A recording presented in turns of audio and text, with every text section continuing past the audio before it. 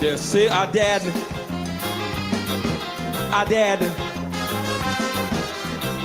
And I come to tell you that it is true.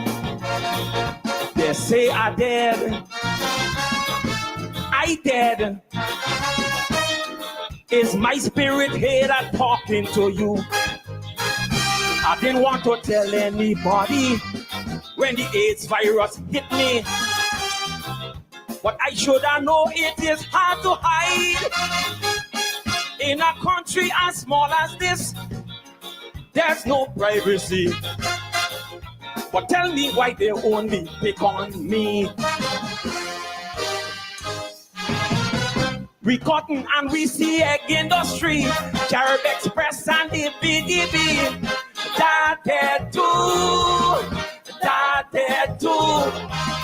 And the job at the PTA of Miss Lynch who they chase away. That there too, oh yeah, that there too. And an angel tell me that since I deceased, some women are wrong, still in disbelief. So if you know any ladies who still looking for proof, tell them come and testify dead for truth.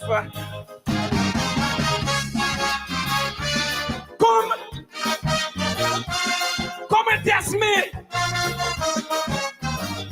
I dead. Oh yeah.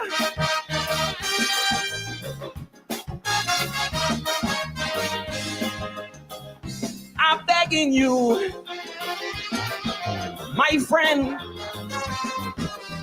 don't pray for your life and the way mine end. Before your death has come, your business moving through country and town. I used to look bigger and healthy, then I get small and skinny. Enough people see me at the QEH with the pampers around me waist, the bones showing through my face, like mine was the only death in this place. The will to make this country supreme by replacing the British Queen. That dead too, oh gosh. What Governor General you telling me about safe sex with anybody and the extended family? That dead too, oh gosh. That dead too. And an angel tell me, since my spirit fled, some women are wrong, saying I dead. So if you know any ladies who in doubt and amaze, tell them come and test if this dead praise. Come and test me. I dead. Oh yeah.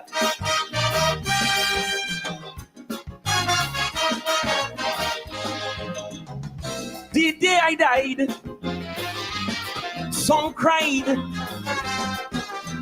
but some say I should have dead long ago. The telephone ring and ring, plenty. Well, good evening to you, the loyal opposition, and what a pleasure to be with you again this Monday evening. Today is May the 26th, and again, I have to admit and tell you, I can't believe how rapidly time is flying by. I mean, the month just began, and we are about to go in to the month of June, which they tell us is the start of the hurricane season.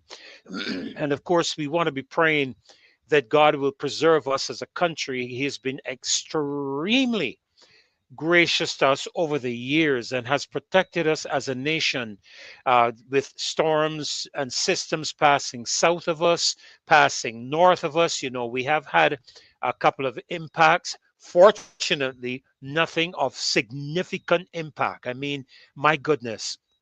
When I look at what happened to St. Vincent and the Grenadines, I think it was last year, a couple of other countries into the United States, and I think that these systems passed us, and look at how they're devastating the United States. I honestly get down on my knees and I thank God for how He has preserved us. And so, as we go into this hurricane season, they call it, in another few days, we want to certainly be in prayer that God will continue to keep us as a country. He's enshrined in our national anthem. The Lord has been the people's guide. That must not just be a line in our national anthem. It has got to be the very essence of us as a country. That's what a national anthem is to depict. The very fabric, the very culture, the very essence, the very belief, the very faith system of a country.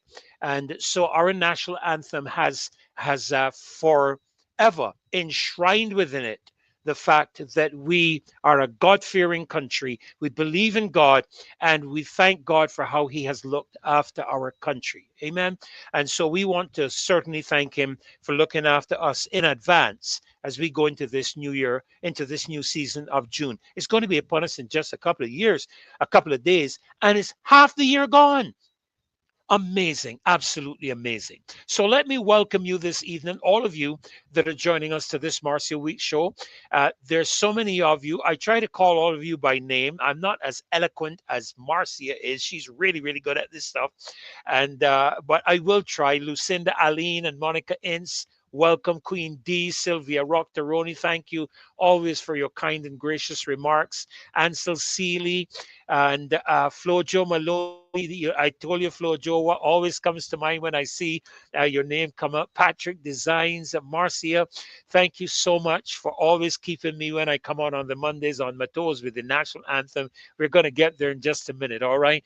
Joyanne Faith and Born Again 48, Sir Alfred Benjamin. You know, every show I look for you, sir, and it's so good to see you, so faithful, so committed to the show, every single one of you. Chantel Williams and Angela Burke, Jacqueline Ward, Ghost Pepper. I don't think I've seen that one before. Maybe I missed it. Mildred Ben and Laurie Bob, Lyric and Lewis Jilts, Lucinda Aline, Hugh B. Shepherd. Welcome to all of you, Sandra Charles and Sandra Watkins.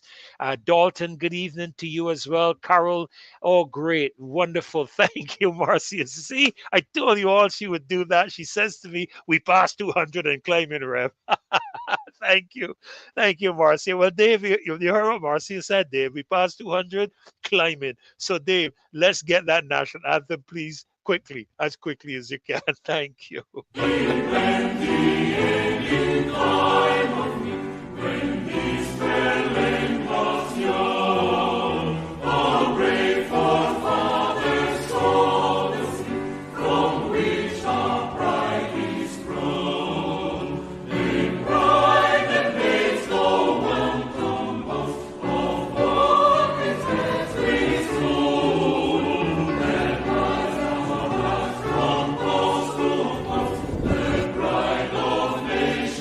Oh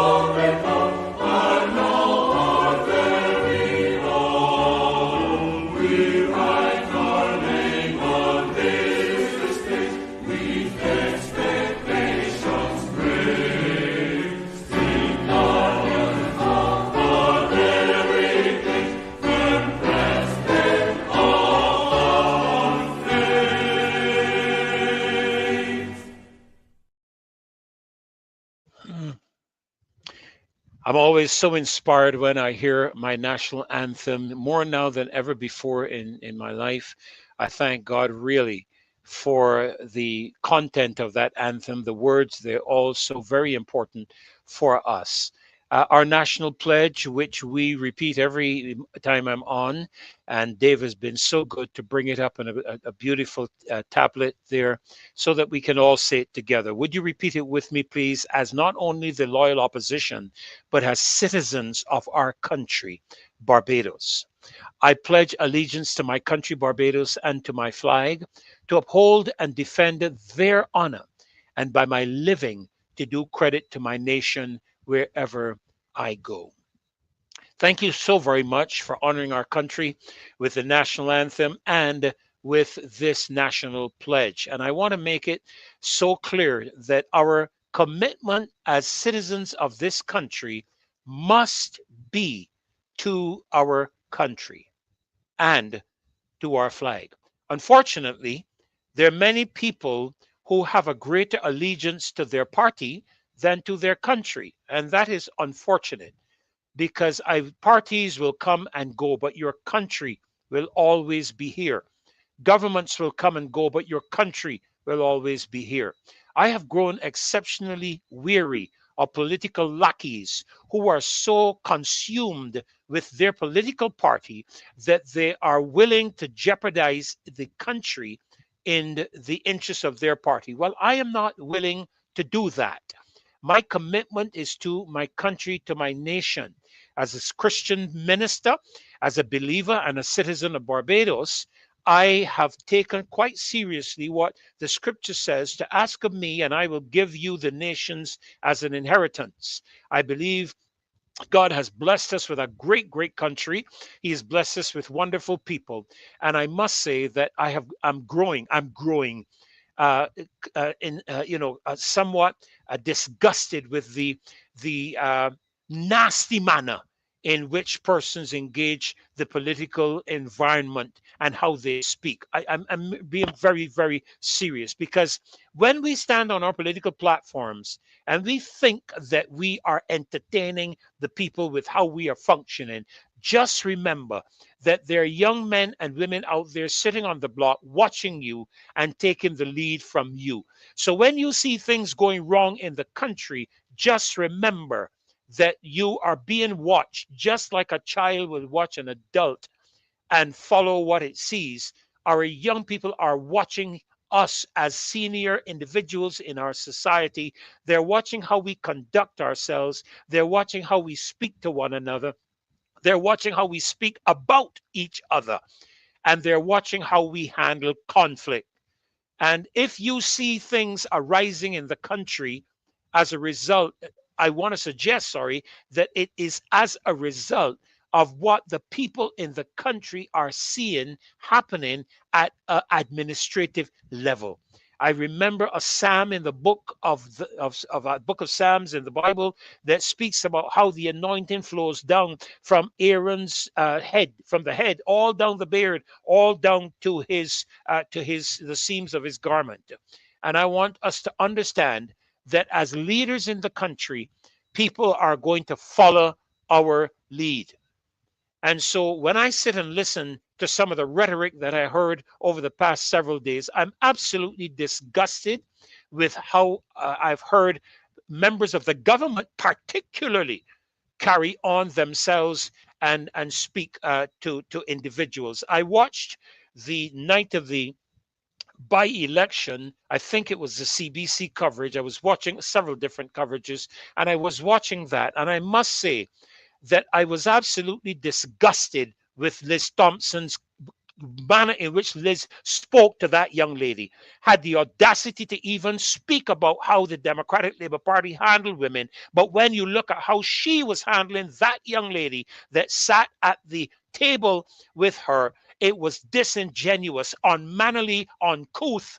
And I must say, I am exceptionally disappointed in Elizabeth Thompson. I will tell her that to her face. And you can tell her I have said that. That's not a problem, because I came up with a mother that taught me decency and taught me how to speak to people and how to speak about people. And so I learned that. I learned decorum. I learned decency. That's what I learned. Now, this is not a reflection on Liz Thompson's mother, because at the end of the day, a child does not necessarily reflect all of the training that its parent gives to it. But that is what I grew up with. And I was disgusted in watching how she conducted herself and spoke. And this is a young lady trying to make her way into the political arena to represent citizens of this country. And that is the way she was carried on. Compared to the other two gentlemen, Mr. Wickham, and I don't know the name of the other gentleman that was sitting there, it was an embarrassment to me. And I hope to God it's not carried on YouTube for the rest of the world to see how we conduct ourselves in this country as opposition, opposing political parties. Having said that, I'm just going to make a couple of comments as it relates to the by-election. The government should be extremely concerned about this by-election. And I'm going to tell you why I'm saying this. Because I heard everybody getting up and shouting and pomposetting and how Mr. Blackman, got 3,000. I can't remember, 3,000. Somebody remind me here in the chat, 3,700 and something votes or whatever it was. And Ms. Dujon only got 400 and something votes and blah, blah, blah. Okay. Well, listen, let me put a slightly different spin to the matter if I can. All right? Here in a constituency that the Barbados Labour Party has dominated for the past 35 years, the turnout of the voting electorate there in that constituency was around 38%. Somewhere in the ballpark, I think, of 3,700 people or something in that area out of 8,500. That should be very concerning to the government. Very concerning, because I want to believe that the remaining 4,800 people cannot all be DLP people. I want to believe that a significant portion of them are Barbados Labour Party people, or a portion of them, if you don't want to use significant, are Barbados Labour Party people, and they did not vote. And they did not vote because they're not happy with how they saw or see the government conducting its affairs. I'm just going to go back and give you the figures again. 8,500 people in St. James North. I think around 3,700 in total voted. I believe that is the figure. I stand to be corrected, but I believe that is the figure. Somewhere around 3,700 people voted. I don't have the exact figures in front of me at the moment, but somewhere in the ballpark of 3,700 people. If I can pull it up, I will try to do so very quickly, because I don't want to waste a lot of time trying to get all of this stuff. But it was somewhere in that ballpark. And if that's the case, I decided I would look back at some election results. And back in 2013, Roll Eastman won for the BLP with 2,177 votes. Mr. Husbands lost, representing the DLP with 1,954. In the 2018 election, Edmund Hinkson won with 3,716 votes, up from Mr. Eastman's amount of 2,700, and Mr. Husbands lost to the DLP with 592. In 2022, Mr. Hinkson won with 2,536 votes. Now remember, this is the pandemic year, 2022, when the Prime Minister did not make provision for Barbadians in quarantine to vote, while Prime Minister Ingram in the Bahamas, who called the election in 2022, also made provision for quarantine people to vote. We are told that some 15,000 people in Barbados could not vote because they were quarantined. And the Prime Minister did not make any effort to give them the opportunity to execute the most valuable asset of their entire citizenry in this country, their vote. And when you consider in some constituencies, like we saw many years ago in St. Peter, just one vote. I'm not going to debate how it thinks. One vote could make a difference. When 15,000 people can't vote, that's a problem. Then when we consider that in 2022, the total electorate that voted, I am told, and I stand again to be corrected because I'm not always the most brilliant in figures, but I'm told the total electorate that voted was somewhere in the ballpark of 40%.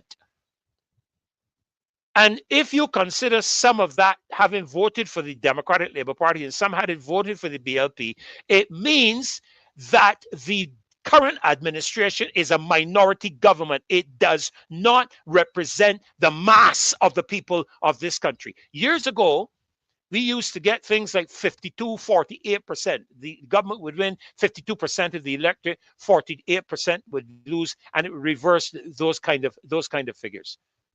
But in the 2022 election, only about 40% of the electorate voted, and I understand that only 30-something% was of that 40% is what the government acquired. Now, I have to go back and check the figures. I've been doing a lot over the past several days, but let me say this. That means that this government and the Prime Minister needs to listen to this very carefully. I am not as expert as she is. I am not as experienced in politics as she is, but my mother taught me common sense. And if you don't have the majority of the votes in the country for a government, it means you are a minority government and that the majority of the people in the country, you do not represent them from that perspective. Now, give you grant, I believe a government should represent everybody in a country and not just who it chooses. All right? So I just wanted to leave that with you quickly, and let me touch a couple of other things real fast. I understand from some reports I've been hearing today, the Prime Minister has announced that she's not stepping down.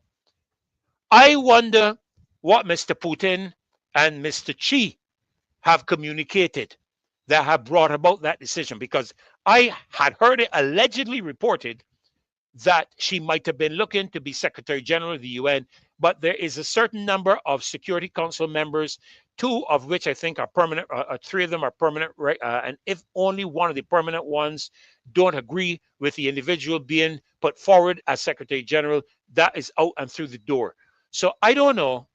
There may be a cause for her making that decision. But I told my wife before she even made that announcement, and there are people around that will tell you I said this. I said she is not going to be stepping down because, and I heard it today, this evening on the news, she is not stepping down because there is too much infighting for leadership in the Barbados Labour Party. The Labour Party has always been good at keeping its dirty linen hidden inside of the private confines of the party. Always been very good at that. So she has to stay and lead the country, hopefully she feels, into another term. And I am predicting that the elections are going to be called this year, if not in a matter of a couple of months, because she's going to think that I can take advantage of what appears to be a disjointed opposition party or Democratic Labour Party. I'm not a DLP, I'm not a BLP. I ran for the APP in 2022, but I am a citizen of this country who is serious about the well-being of Barbados. And when I see people jeopardizing the well-being of Barbados, you're coming down on my wrong side. I don't care who you are. If you are in the Democratic Labour Party, if you're Mr. Thorne, if you're Ms. Motley, it doesn't matter. I am not aligning myself with you. I have aligned myself with what is in the best interest of my country. So if you want my support, you better do the things that will advance this country. And based on what I am seeing, that ain't happening, because we'll feel costs coming down. And I can probably end with this very quickly. Fuel costs coming down, oil prices coming down, around the world, and Barbados raising diesel and gasoline prices. At the moment, according to the statistical information that I have researched, Barbados is the most expensive petroleum country in the Caribbean. And let me give you an idea. Now, you all help me here with a little mathematics, okay?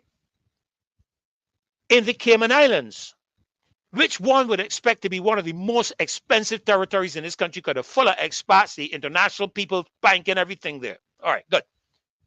A gallon of gas and diesel run between $4.84 CI to $5.50 CI, or from about $5.81 US to about $6.60 US. What does it cost in Barbados? Now, according to the figures that I've seen, Gas is at $3.89 a liter. Diesel at $3.33 a liter. A gallon of gas is the equivalent of 3.79 liters. So if my mathematics is correct, if a gallon is 3.79 liters and gas is $3.89 per liter, it means that in Barbados, gas is $14.75 Barbados a gallon, or $7.26 US. That is more expensive than Grand Cayman. I'm not the most brilliant at math, but I think I have got it right. If a gallon is 3.79 liters and a liter costs $3.89, then a gallon is 3.79 multiplied by 3.89. I think that is the correct maths, because a liter is $3.89. The gallon is 3.79 liters. Diesel is 3.33 cents per liter, or according to the mathematics, $12.62 Barbados a gallon, or $6.21 US cents, $6.21 US a gallon. You hear what I'm telling you? This country's petroleum prices are the highest in the Caribbean. That is internationally carried on Statistica and every other figure you could find. And this is a country where the government is a caring government. I also want to give a quick note of advice to the opposition. Pay no attention to what the government is saying, because that's what they will do. That is what is expected of them. They will try to discredit you and to try to get people to ignore you and all the rest of it in an attempt to draw people toward them. But the reality is that when people have to go and pay their electric bill, their water bill, go into the supermarket and buy gas, they know it's not the DLP that is causing that to happen. And at the end of the day, that is what we are going to be faced with. So I predict that before this year is out, we are going to have a general election called. And if it is not called, it is because the Prime Minister has heard me, and I'm not one to pontificate this, but heard me prophetically express it, if you want to call it that. All right? Prophetically express it. Because, to be honest with you, if I were in her shoes, I would probably do the same thing, because in my view, or in her view, she thinks the opposition is not ready. But I have already said to this Prime Minister and to this government, it did not take the 1/10 of the iceberg that the captain of the Titanic saw to sink the Titanic. It was the 9/10 that he did not see. I am going to pause there for the evening, but we are going to have a session upcoming very shortly that we want to get you very actively involved in your comments, and we'll be talking with you about that. But we want to take you into a quick aspect of an upcoming event here in the country, which is an annual event, and that is the Gospelfest, that is upon us already and has actually started. And as you know, Marcia has been busy in the past several weeks, several months, with her mic on the move. And so we want to entertain this clip, this segment of the Gospelfest commencement for 2025.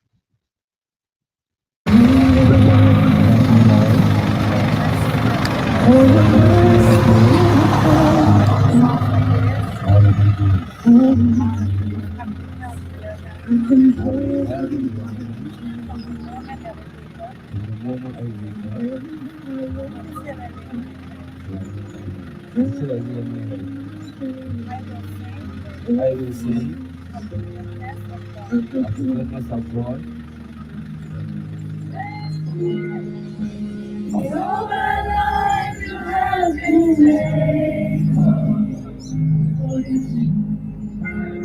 All my life you have been so good. In every way that I am able, I will sing of the goodness of God.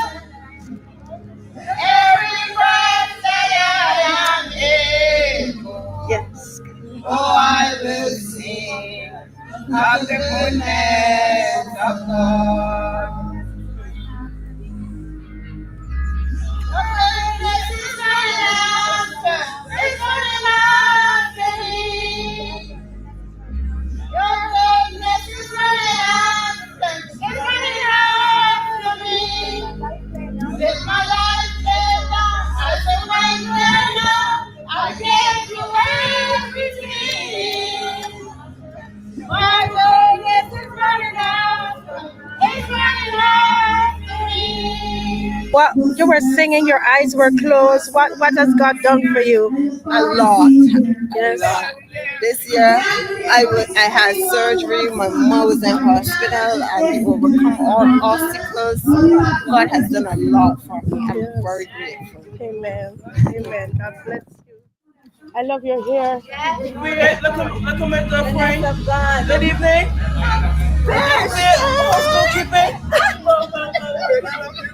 Okay, no. Wait, I got turn on this. No. I got turn it over. Right there. Your goodness is running after, it's running after me. My life lay down and surrender now. I give you everything. Your goodness is running after, it's running after me. I'm going to present a small token of participation to you. Thank you so much. I know you can say so good. Your goodness is running after, it's running after me. You touched me so much, you made me cry. You made me cry. You made me cry too, because I can't sing, but Why were you crying? because it's true. God has been good We to can you. talk about the goodness of God. Yes, yes. And when I wake up in the morning, I see His goodness. Yes. When I move along, I see His goodness. You touched my heart. And He has saved me from a lot. So I can speak of His goodness. Amen. I love you, Lord, for your mercy never fails me. All my days I've been held in your hand. From the moment that I wake up till I lay my head, oh, I will sing of the goodness of God. Cause all my life you have been faithful. Oh God. And all my life you have been so good. With every breath that I am in, oh, I will sing of the goodness of God. Everything is all together, man. Yeah, because she can sing. Huh? So let me sing. They got a song name. Hallelujah. Anyhow, let me hear you sing. Never let your problem get you down. Alright. Hallelujah. Anyhow, yeah. Never let your problem get you down. When the trouble come your way, oh yeah. Hallelujah. Anyhow, watch it. I'll never be the same again. Oh, I never be the same again, oh no. yes. Let my life be changed. I am not the same. I never be the same again. Wait, because what? He brought me out of my own pain. He set my feet on the road to stay. He put a song in my soul to stay. A song of praise. So guess what? It is alright. It is alright. Yes, I have the Lord beside me. It is alright. As long as I have this house too. On the control. It is alright. Alright. It is I alright. love it. Yes, it is alright. Yes, I have the Lord to guide me. It is alright. As long as I have this house to hold, I am what is over my soul. I am on His control. It is alright. Then Holy Spirit, And Jehovah is there. You're the belong that shall spread. Oh, river come great way. The river shall head and grow the sea.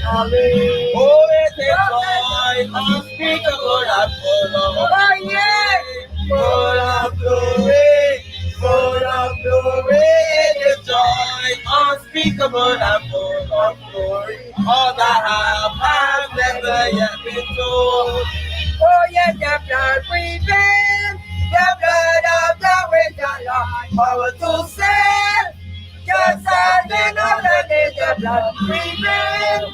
No matter what man Yes, thank God the blood prevails. come on, thank God, thank God. Thank God for the cleansing blood. Thank God for the cleansing blood. Thank God for the cleansing blood that washes white as snow.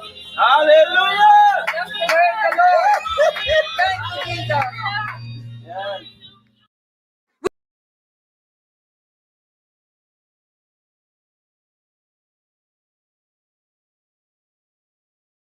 I hope you enjoyed that little uh, trip around Barbados, and to see we are a God-fearing country, and we have a lot of people in this country that believe in Jesus Christ. And let me be specific: believe as Christians in Jesus Christ, and all that we celebrated just about a month ago terms of his death, burial, and resurrection. And I'm so glad that we could see this being carried out around the country, not just inside of a room somewhere or inside of a building somewhere, but actually out there in the general public. And you listen to what we would call the testimonies of the people who are telling you the Lord has been the people's guide. Really, that's what it's all about. The Lord has been the people's guide for past 300 years. Yes, that was a lovely session, Black Coolie 39. It was encouraging, and we are going to be encouraging you to be a part of the upcoming events in the Gospel Fest calendar. And I'm going to see if I can just get it quickly here, that I can tell you what's happening, because I think there is an event upcoming. I think this would be when tomorrow, if I'm right looking here. They just had yesterday morning their worship and Thanksgiving service. You can see it on the screen at the People's Cathedral. And I think tomorrow is hymn speak, where they will be engaging some of those old hymns, to God be the glory, praise God from whom all blessings flow, praise him all creatures there below, holy, holy, holy Lord God Almighty. Some of those old songs, Anglican, I guess Methodist and Wesleyan and Pentecostal, those old hymns that forged the foundation of what we have today, that so many others in their music have been able to build upon. And then just looking here again on the screen, just checking here with it. I'm just checking down through. Okay, got it here. All the events. So you have him speak tomorrow, 27th of May. And then on the 28th, Legacy on the Bay. I believe that is going to be at Savoy, I think it is, on the Bay. They're in Bay Street. I believe that's where they're going to be on the 28th. That would be, today's the 20th, that will be Wednesday. Tomorrow's the 27th, Wednesday, the 28th. On the 29th, Primary Schools Transition Ministry event. That's going to be also on the 29th. Then Laughter and Jazz. I was just looking to see the venues here, but I probably will have to just go in and see the primary school event. The venue is New Dimensions. That's for the primary school event. Let me just check here and see. Again, Legacy on the Bay. That is going to be at Savvy, not Savoy. Savvy on the Bay in Bay Street. That's going to be on the 28th. That is going to be on Wednesday. Thursday at the New Dimensions, that event for the children. And then on the 30th, Laughter and Jazz. And that is going to be again at the Savvy on the Bay.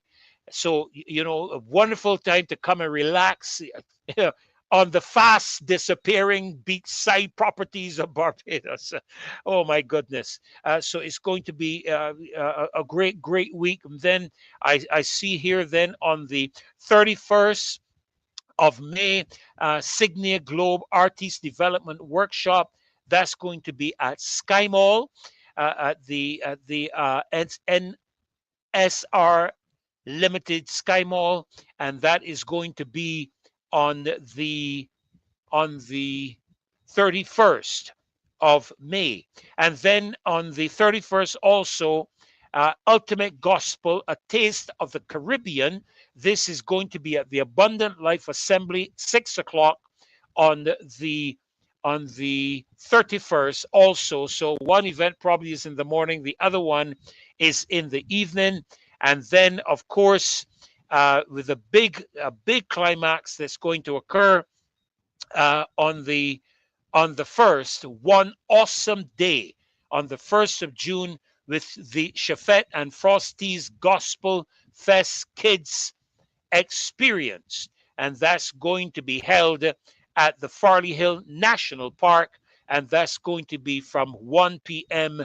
in the evening. So if I'm going to ask them if they can, I think I can put the link up. I'm just checking here. Kensington and Farley Hill will be free if they pick up a special passport at the Things Gospel store. Okay, got that. So I'm just checking here, checking back to see. Smartphones, huh? They're so smart. They're smarter than I am. And then I have all the challenge trying to figure out how to work all of them. Right, okay, Laughter Jazz and Ultimate Gospel, A Taste of the Caribbean.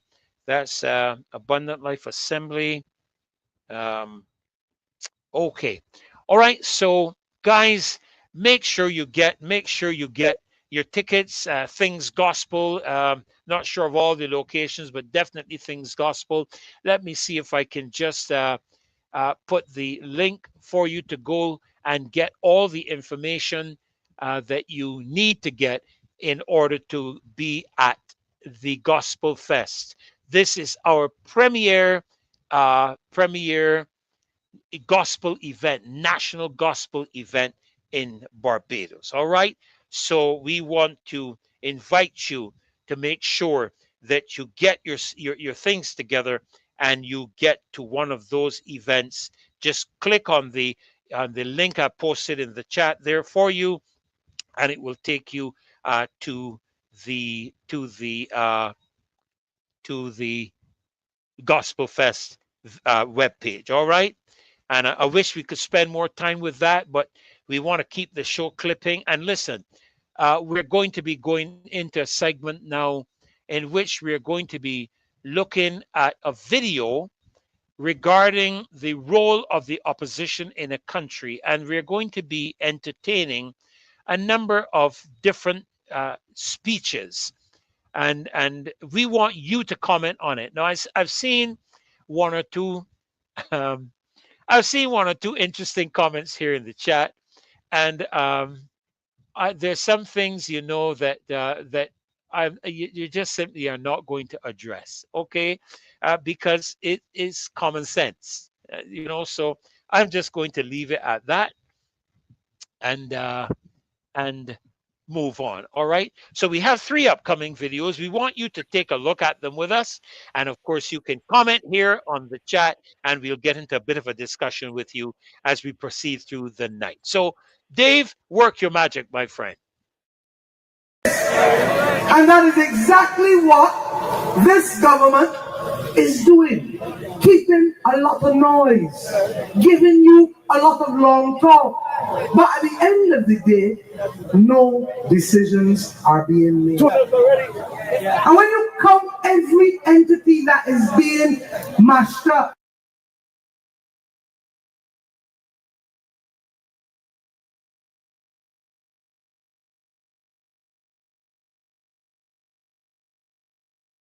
and this, believe you me, this is the worst of the worst of the worst. Because if a government cannot manage a simple situation at a school, how can it run a country? But what is happening to Barbados? What is happening to Barbados? We are at the edge like this. Little more and we over. That Barbados has reached a stage where action has to be taken. We don't want a bag of words no more. We don't want anybody telling us how much you care and love me, but yet you can't show me that I matter. Well, they wanted change, but you ain't getting no change. You ain't. To the whole thing of, as part that we have problems in this country, and the only thing that can solve those problems is if you can get enough money to buy trucks to help in this situation. This is what the taxes are supposed to be for. You remember we hear that all these trucks coming in, and you know on TV when they say everybody for bread, and I say how many trucks coming in, how many coming in. People getting frustrated that they're moving garbage from inside the house and they're dumping it anywhere. Oh, wait, this there? And they're dumping dead pig. I said dead pig in the bed some time ago. A dead dog. People are frustrated. They're paying this money taken out, and this environment here is more dirtier than before we the pay taxes. I'm telling you. And I know that many of them hurting in the heart because they can't believe a government could be so insensitive. And I say to you that payback time has come. Bet who bet you. There's a lot of things in Barbados that's going on that they're just coming and making arrows about and commenting. Time for me to get action against the things that we're not in favor of.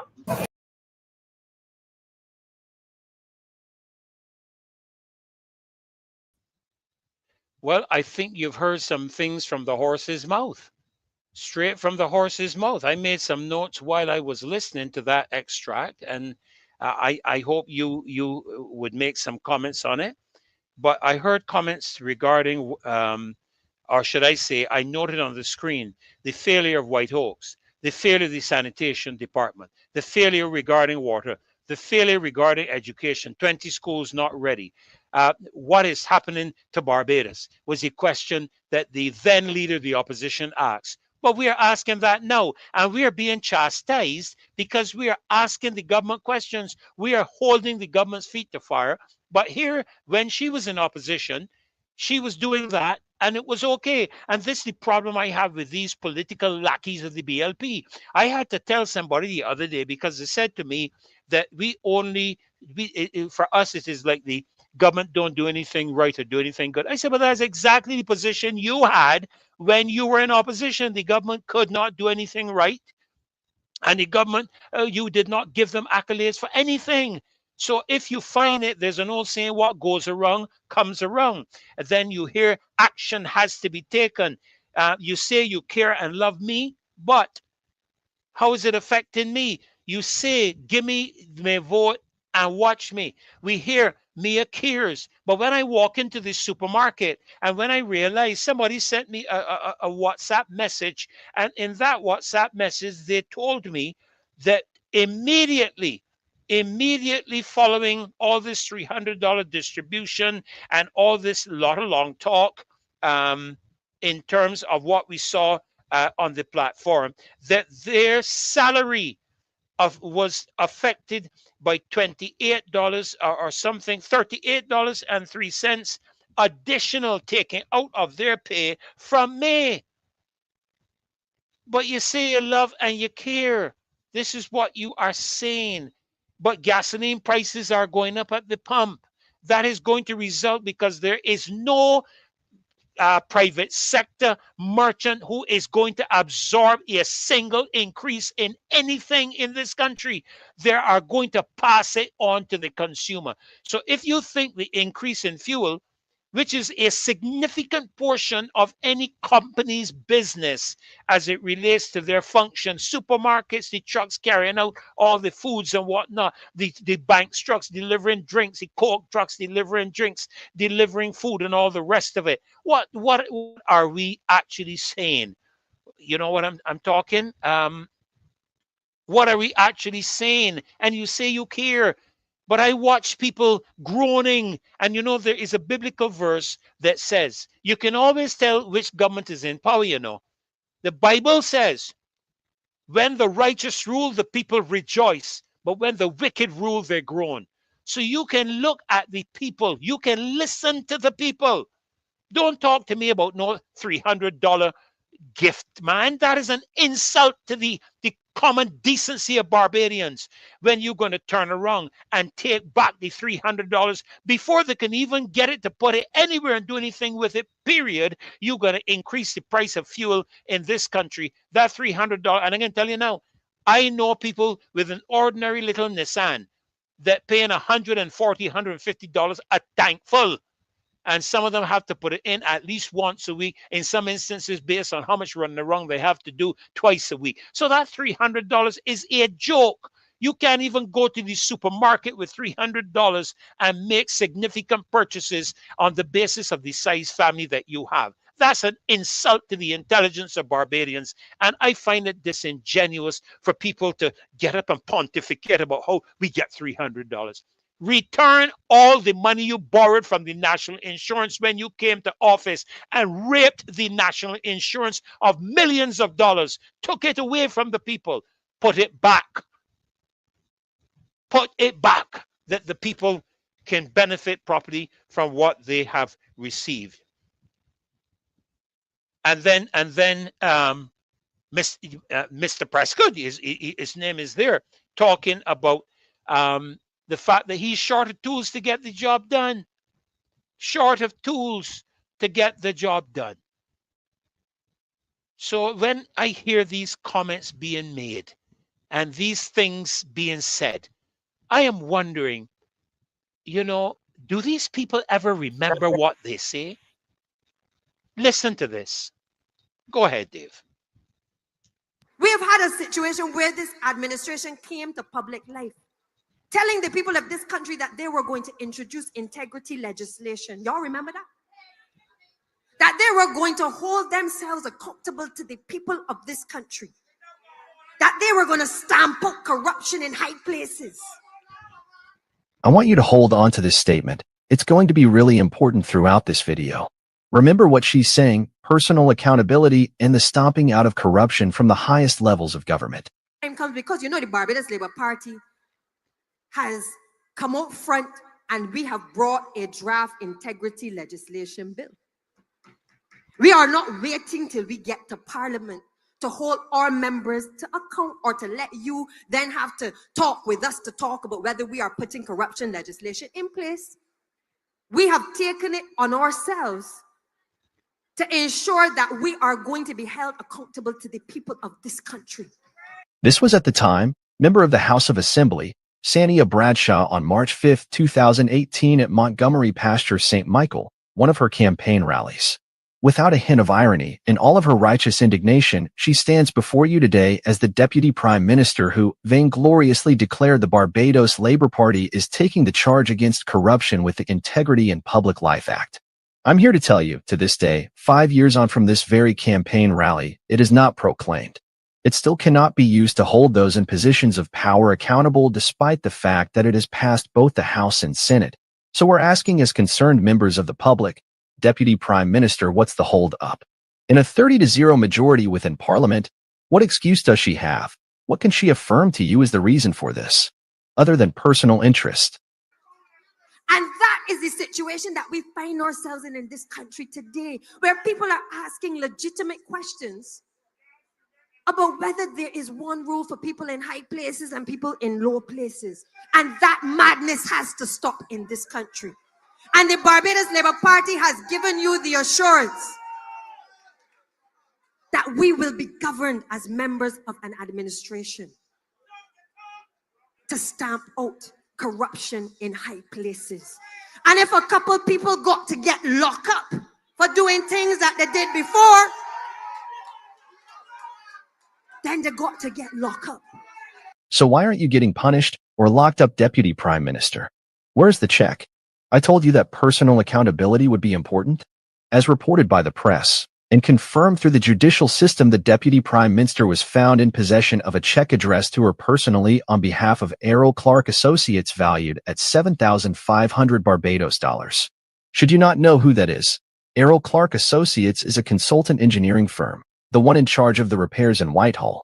In fact, I'll provide a photo of the same Errol Clark sitting next to technical officers dispatched to discuss with residents of the area. The Deputy Prime Minister is also the Minister of Transport, Works, and Water Resources. In other words, it's the agency in charge of seeing those repairs done. The Deputy Prime Minister also claims this is something she had consistently done even before she had been a member of Parliament as a means to provide for her constituency during Christmas. Now this is where it gets ironic. By virtue of the legislation passed by the Barbados Labour Party, the fact that she did not disclose this information, nor did she deliver this gift, or as she says, donation, to the Minister of Finance is in violation of the legislation she spearheaded. Furtherly, she claimed it was not a personal check. If it was not, by the legislation she had spearheaded, she would have to deliver it to the Minister of Finance, something she had not done, and something she had not expressed the intent to do. But she could have never reported it to a commission for them to determine if it was personal or not, because the legislation is not proclaimed, therefore it did not exist. In other words, she could not be held accountable, nor could she face consequences for breaking the public's trust because of a technicality. But here she had been, telling us tales, haikus to personal accountability, integrity, ethics, and justice regardless of standing, without any intention of following those same standards. Will the people of Barbados now take a stand against corruption and favoritism?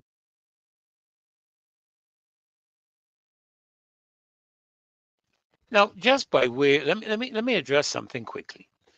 Just by way of the matter of corruption where Barbados is concerned. You do your own research. But I quickly asked AI a question. And here's what it said to me. In the 2024 Corruption Perceptions Index, Barbados scored 68 out of 100, ranking 23rd out of 180 countries. Ranking 23rd. And I wanted to try to find out the level in terms of the Caribbean, but I think it's among the top 3 in the Caribbean in terms of corruption. Now, the goodly now Deputy Prime Minister, wonderful lady. I've known her dad for a long time. I've known her dad for a very long time, and I've always found my interaction with her very pleasant. But I want to draw a couple of things.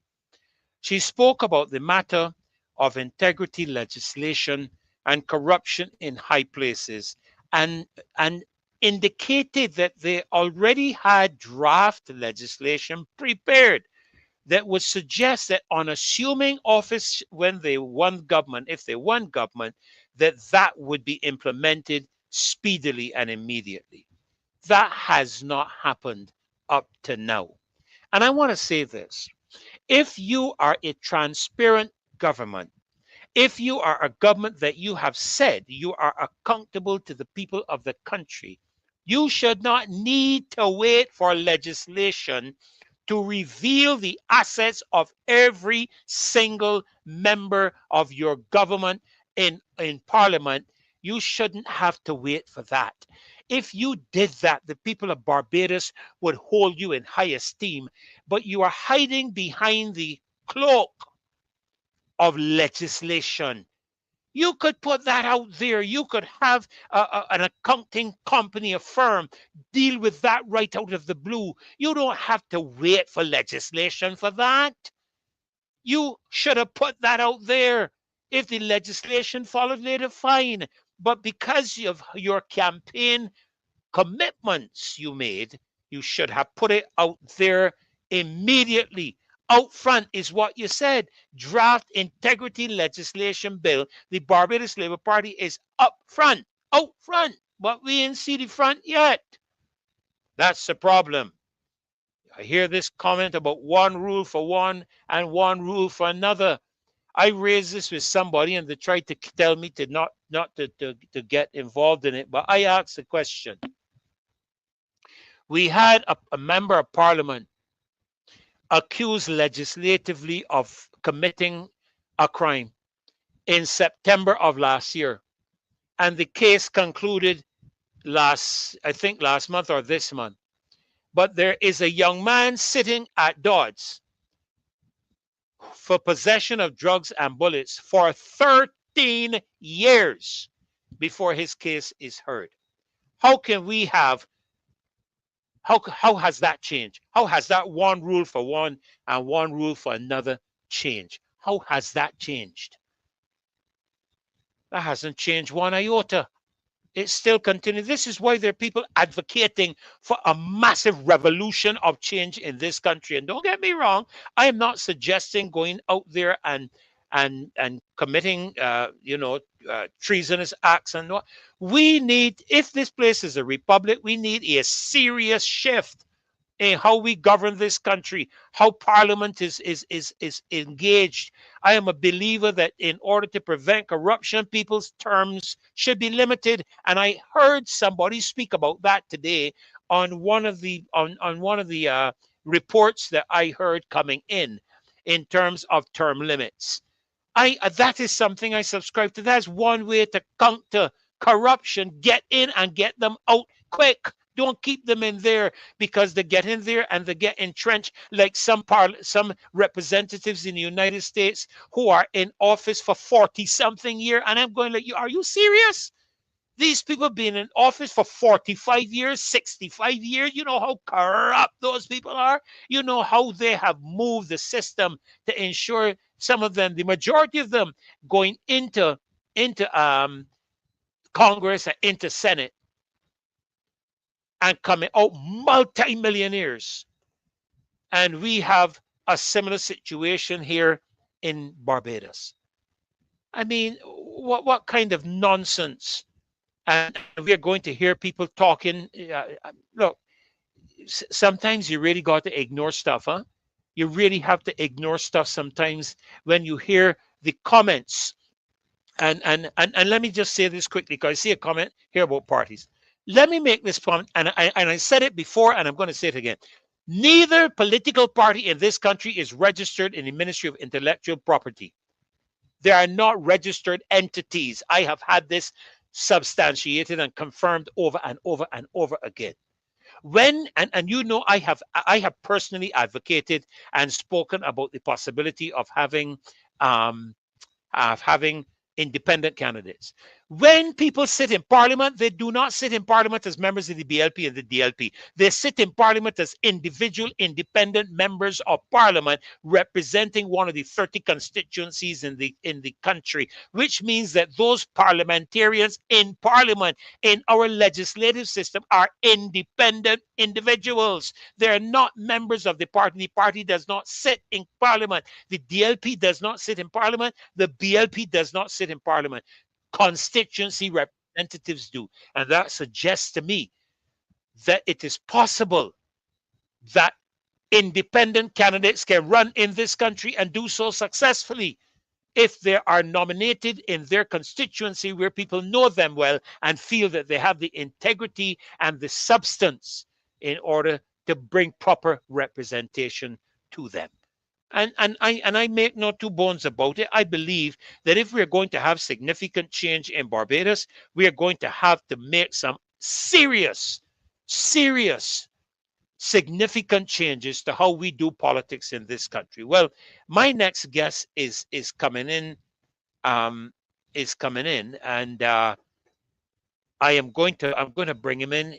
I think the last time I exchanged words with him was a little while, was last year.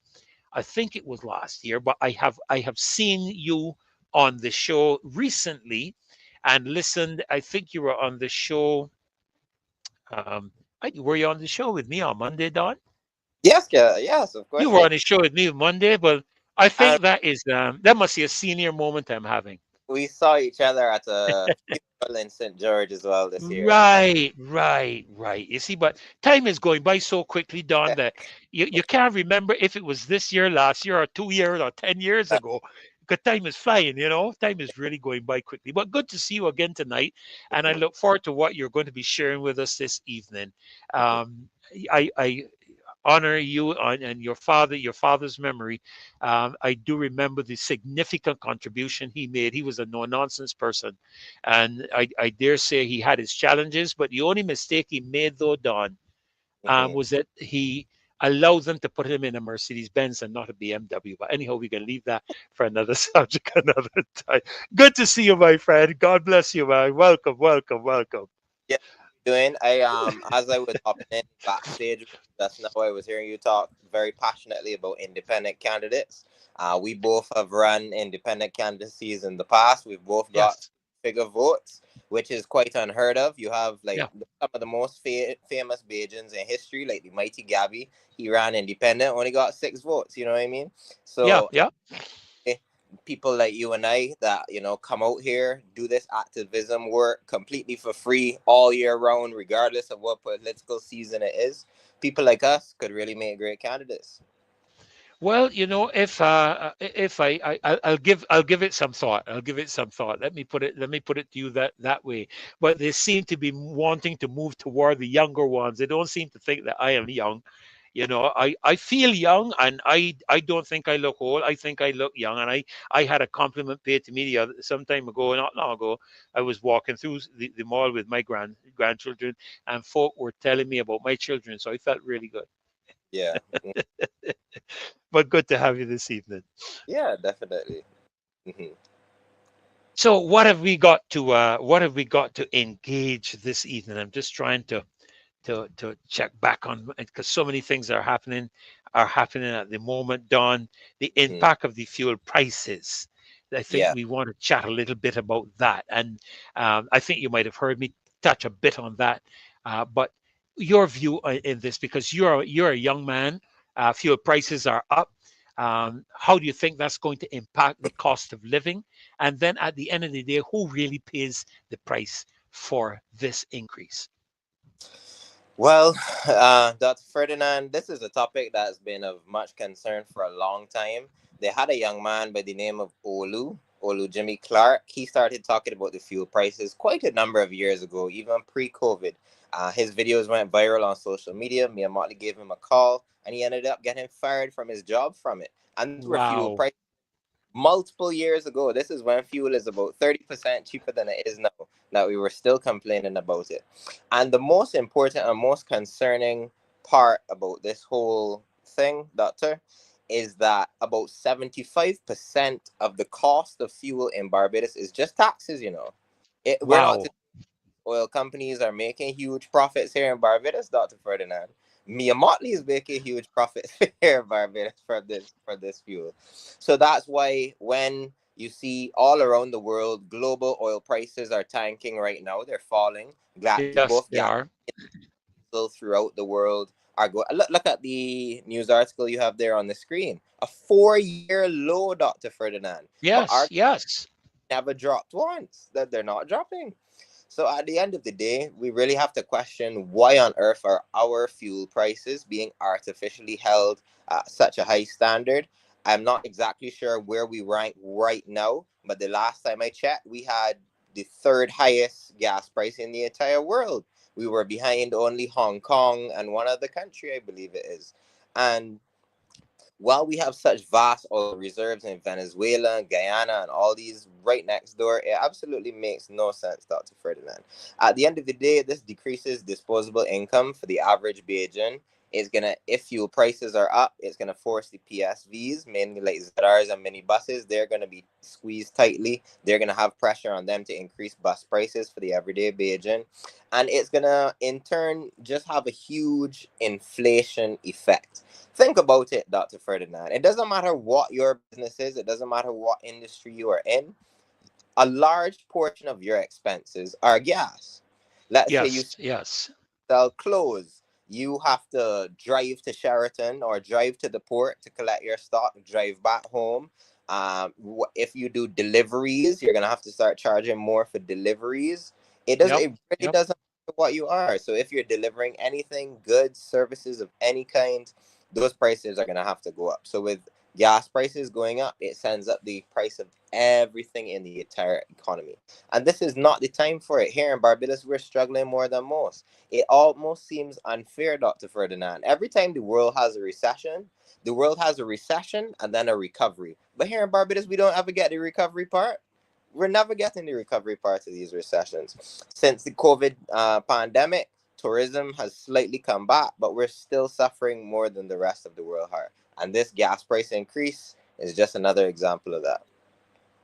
Well, Don, one of the things that has concerned me, because we seem to put all of our eggs in one basket, and that basket is the basket of tourism. And when one considers what has been happening recently in Barbados in terms of the crime and the violence and the gang violence, the shootings, the killings, I am holding my breath. And I'm being very honest with you as to when the United States, Canada, Europe, or the UK are going to issue travel advisories to Barbados. One has already been issued for Trinidad and Tobago. One has already been issued for Jamaica. And if a travel advisory is issued for Barbados, and our tourism sector is where we are placing all of our eggs, you can see what's going to happen here. Yeah. I mean, it's the crime of violence is definitely going to be the biggest concern to tourism. And now I would think a close second is the cost of living. Tourists are coming to the Caribbean expecting luscious white sand beaches, and Dr. Ferdinand, we can indeed provide that. But they're not expecting prices almost double and triple what they're paying at home. No. If they go into Burger King in America, they can buy a sandwich for $1 US. Here in Barbados, the same exact Whopper Jr. costs 8 Bajan. That's 4 times $4. $4. Yeah. So at the end of the day, a lot of the Facebook groups and a lot of the social media comments about Barbados are that I loved it, the beaches were cool, but I wouldn't really go back. And Barbados really does need that type of repeat tourism. Like back in the day, 20, 30 years ago, you used to hear about all these tourists. Oh, I've been coming to Barbados every year for the past 20 years. We love it so much. But you're going to have less and less of that because every single time they come, they notice that the prices of everything gone up 15% and the murder rate gone up 15%. They're having shootings in broad daylight all over the place. Yeah, and robberies in broad daylight as well. Exactly. So we really have to question those in charge. They always say, oh, there's no short-term fix or there's no quick fix to crime. But they've been saying that since 2018, Dr. Ferdinand. And the murder rate has gone up every single year since then. So is it no short-term fix or do you not have any fix at all? That is the question. Well, I've been asking myself because it was even before 2018 because they were highly critical of the government of the day in their inability to handle, I mean, as far back as 2013, probably even go back before that, of the then government to the day handling. And nobody is suggesting that crime is an easy matter to address. But one has to have a plan.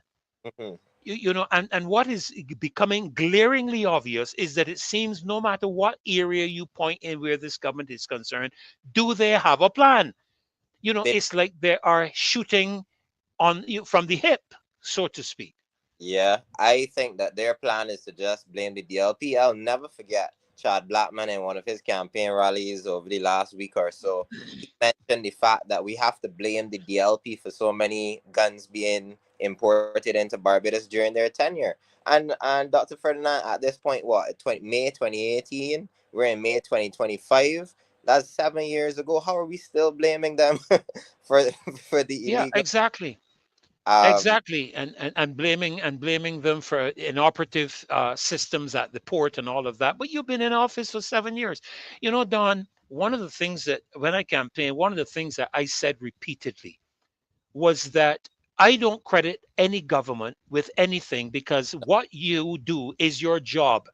None of us get any big credit for our jobs until we come to retirement.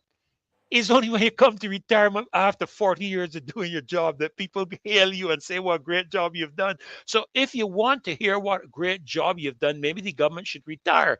And maybe then they would hear something. But when I worked with companies, I did my job. And I wasn't looking for anything, and nobody came in every day and told me, well, you're doing good and pat me on. I did my job. It is the job of the government to look after lighting, housing, roads, water, all that. That's your job. We pay you to do that. You're doing us a favor. That's your job. Yes, indeed. So, I mean, at the end of the day, all they can be credited for doing their job with is constantly increasing pricing namely the gas pricing this month. Next month, it can be something different. The month after that, it can be something different. And I mean, there's so many inefficiencies in this government. Like, we could talk about the Hope housing crisis. We could talk about anything. All of these things are draining millions and millions and millions of dollars out of Beijing's pockets. The millions of dollars that have been siphoned off from the Hope project could have been used to build roads, could have been used to build schools, could have been used to build healthcare facilities, all of which are in dire straits, Dr. Ferdinand. So Yeah. there's absolutely nothing this government, even if they wanted the slightest pat on the back, what like, for what? What do they deserve a pat on the back for? Well, with fuel prices going up, and you touched on it a few minutes ago, with the fuel prices going up, because our food costs in Barbados is quite high. And you made mention of some of the comments that some of the tourists have made. I am in a particular tourism area on a fairly regular basis, and sometimes I interact with the tourists. And the consistent complaint that I have received is how expensive Barbados is. Correct. And I have proven that myself, because I have journeyed with regularity to the Cayman Islands, and I can tell you without a shadow of a doubt that Barbados is more expensive than Grand Cayman. And I'm telling you that without any hope of anybody It's arguing or definitely debating that with me. expensive places in the world. Okay. Now, if fuel prices are up, because if it's up at the pump, it means that diesel fuel is up. The delivery trucks, the companies like Spring Garden Foods that have to send out their food, the companies that have to deliver the drinks, the Pine Hill Dairy that have to deliver their milks and juices, all these companies that are involved. I used to work with Alamat. All of them they're not going to absorb that increase in cost. They are going to pass it on. And doesn't that therefore have an overall impact on the increase, or should I say, on the cost of living for Barbadians? Yeah, definitely. This government does a great job. If it's one thing they could get a pat on the back for, is PR. Mia Motley's PR and this government's PR is quite good. They have a good PR team. They've done a great job of convincing you, the Beijing public, that a lot of the inflation that's happened over their tenure has to do with imported inflation. They're saying, oh, prices all over the world are going up. But that's not necessarily Always the excuse. there are a lot of domestic policies that Mia Motley herself has implemented that are driving prices up, Dr. Ferdinand. There's so many different things. This government, you need to keep emphasizing this. Remember this if you don't remember anything else, Barbados. Mia Motley has borrowed more money than any other prime minister in Barbados history. The second That's thing, correct. if you don't remember anything else, Mia Motley has collected more taxes than any other prime minister in Barbados' history. These are facts. These are not opinions. These are cold, hard facts. So at the end of the day, we really need to think about what is being done with this money. Are they collecting all this tax money just to waste it away in the Hope project? They had over $26 million in reruns in the Hope project. And all of these inefficiencies, all of this embezzlement, all of this corruption, all of this thieving really just goes to make life significantly harder for the regular Bajan. Why on earth are you and I paying 75% of our price for gas goes straight to the government? ExxonMobil or Shell or Rubis or whoever is selling the gas, they're making peanuts compared to Mia Motley. How on earth is the government making more than a business on their product? I think that's absolutely outrageous, and there's not enough said about it. And the thing about it is, Don, when you look at the people that have to pay for this, I was in the supermarket today, and honestly, I mean this with all of my heart. Maybe I'm too emotional. I thought I was a harsh guy. I thought I was a firm, a man. A man. But I was in the supermarket today in a line, and there was a gentleman ahead of me. He wasn't dressed very well. You could see that he's come from a poor environment. You can see this. And I'm not one to subscribe to judging a book by its cover, but reality is reality. And when I looked, he put some things on the counter, and then I saw him start to pull out one after the other and just push them back to the end of the counter where you would have put them on. And I stood there, and I must tell you the truth. I said to the Lord, I wish I had enough that I could have just stepped forward and pushed those back on his tray and told him, go ahead. But this is something I'm seeing happening quite often. Yeah, definitely. It's as we were talking about now, that goes back to fuel prices as well. A lot of the food, because we don't have great agriculture at the moment, great Ministry of Agriculture, a lot of the food is imported. If fuel prices are going up, Massey is gonna have to pay to a lot more in freight from the port to all of their various locations, and they're gonna pass that cost on to us. They're not gonna Yes. pay Dr. Ferdinand in passing that cost on to No. us. Even yeah, like think about even people, simple small business entrepreneurs, like people with a weed whacker or a blower, anything like that. All of these things take gas and diesel. Yes. If Yes. if he was charging $70 to cut a lawn before, now he gonna have to charge 80 or 90 or eat the increase in fuel. He might not be able to get as much jobs at 80 or $90, and now his small economy with himself and his family is faltering. So at the end of the day, all of these things might be small to the person outside looking in, but fuel is one of the most important things that drives this 2025 Beijing economy and economies all around the world. Fuel, gasoline, diesel, whatever you want to call it, is vital for every single thing. Whether you don't have a car and you catch any bus, or whether you got 40 cars and you got fuel all of them, this fuel increase is going to impact you. And even if you don't, the groceries that you buy are being affected by the fuel price. The clothes that you buy are being affected by the fuel price. Everything is being affected. What on earth is Mia Motley doing with all these taxes that she is putting on things? The cost of fuel, as we've said before, is drastically dropping all around the world. The cost of crude oil has dropped. The cost of gasoline has dropped. The cost of diesel has dropped. But yet here in Barbados, all we hear, oh, 15-cent increase, 20-cent increase, 30-cent increase. There's never, ever a decrease. These artificially high prices are literally just made to oppress us and make us suffer, Dr. Ferdinand. And you know, we continuously hear this excuse. You mentioned it, these excuses of international matters. You know, things are this way all over the world. But I say because it's that way, we don't have to accept that. You know, to me, leadership is about being able to navigate a different type of pathway, so to speak, and let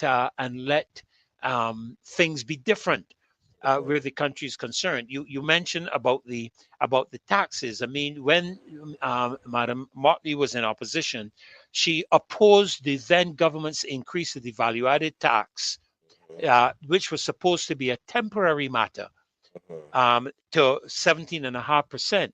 And you know, I realized coming to office, you didn't decrease it. You know, why didn't you decrease the value-added tax that would help bring down the cost of living in the country? Because everybody is paying that higher level, and even in terms of the fuel that people would spend, when you now take that VAT and add it to a 25-cent increase on a tin of sardines in the supermarket, and you compile that with a basket of goods, you can see what's going to happen at the cashier's counter.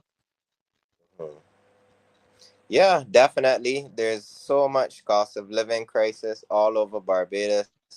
The poor feeling it, the rich are feeling it, everybody is feeling it. And as me and Motley announced yesterday, it looks like we can get another 5 years of it coming again here now. Well, again, too, you know, I smile.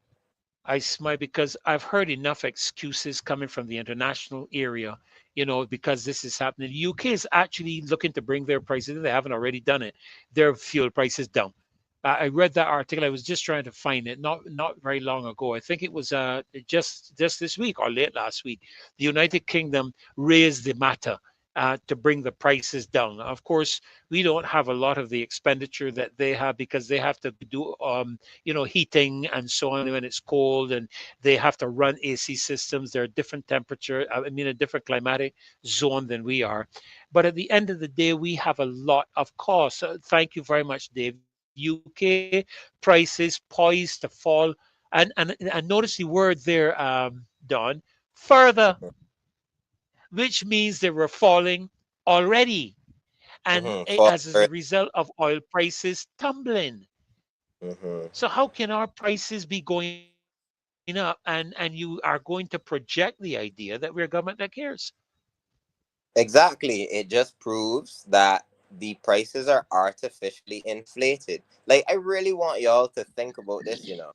For every single dollar that you spend in fuel, over 75 cents from that dollar are going to Mia Motley, are going to the government, are going to taxes. Over 75 cents from every Wow. Wow. dollar. That is shocking. How on earth is the government making more on a product than the business selling the product? 63. Unheard of. I just saw there. Don't shift that, Dave. A a price a barrel of Brent crude, $63.86. I don't remember when we last saw oil prices that low. Yeah. Because I've seen it down at $80 a barrel, and our gas was down. Our gas was down when it was at $80 a barrel. But Don, our gas currently stands, and I hope you're a young man, you're a mathematician, so please help me. A gallon is 3.79 liters. Okay, we are paying $3.89 a liter. Would I be correct that if I had to calculate the price of a gallon of gas, it would be the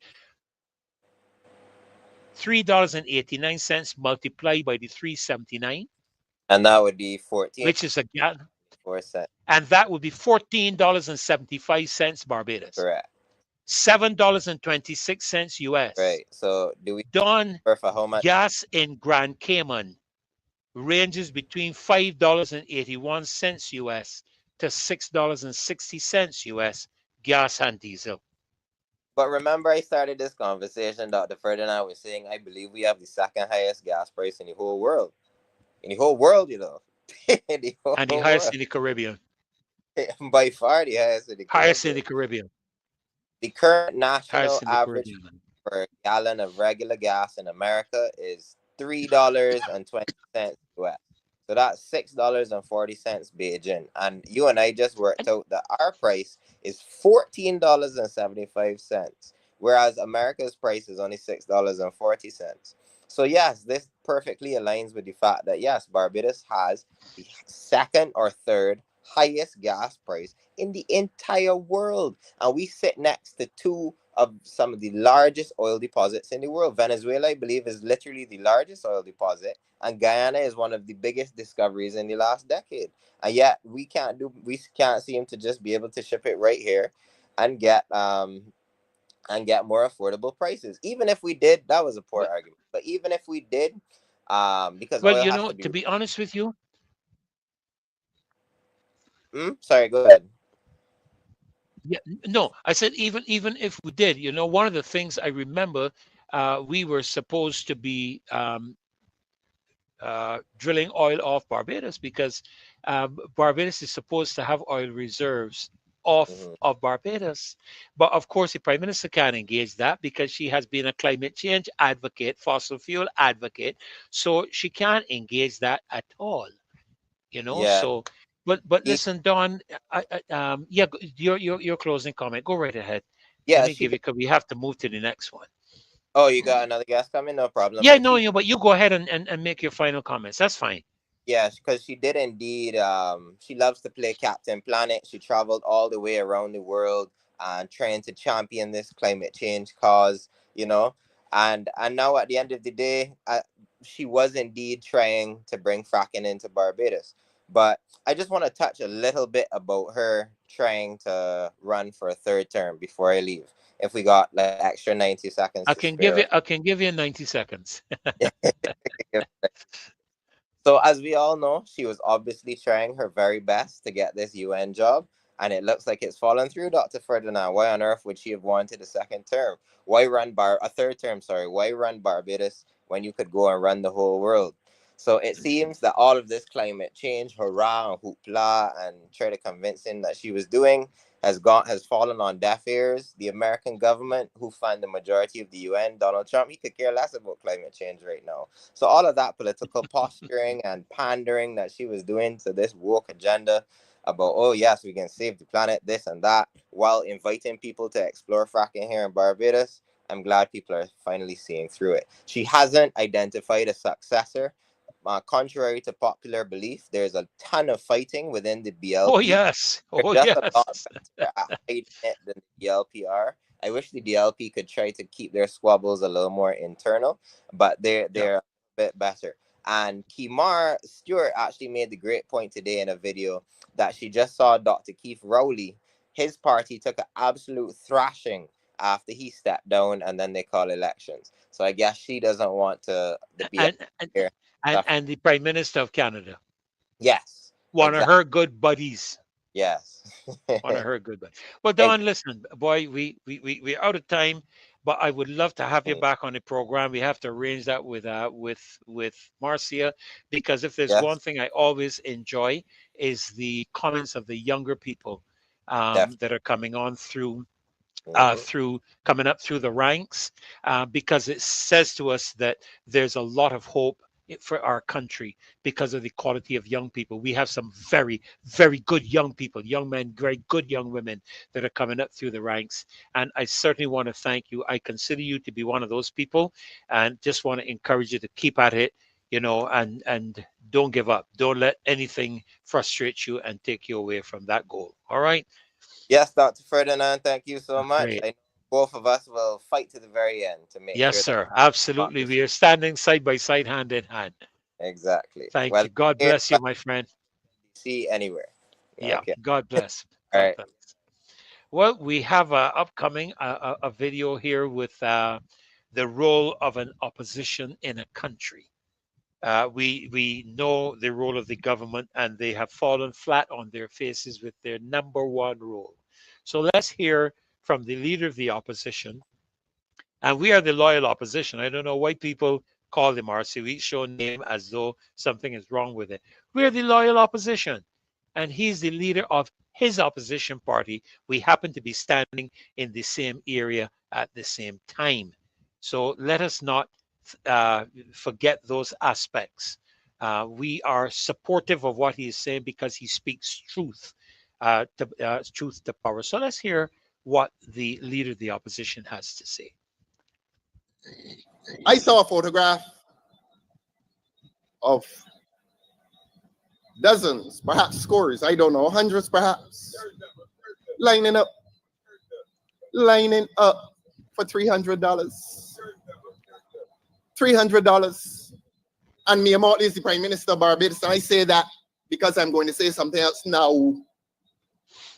Under the charge of Mia Motley, decent and respectable Barbadians were forced to line up in the sun and all the elements to collect $300 that they call a solidarity allowance. Solidarity with who? Solidarity with who? Solidarity with indecency? Solidarity with contempt for the people? Solidarity with disrespect?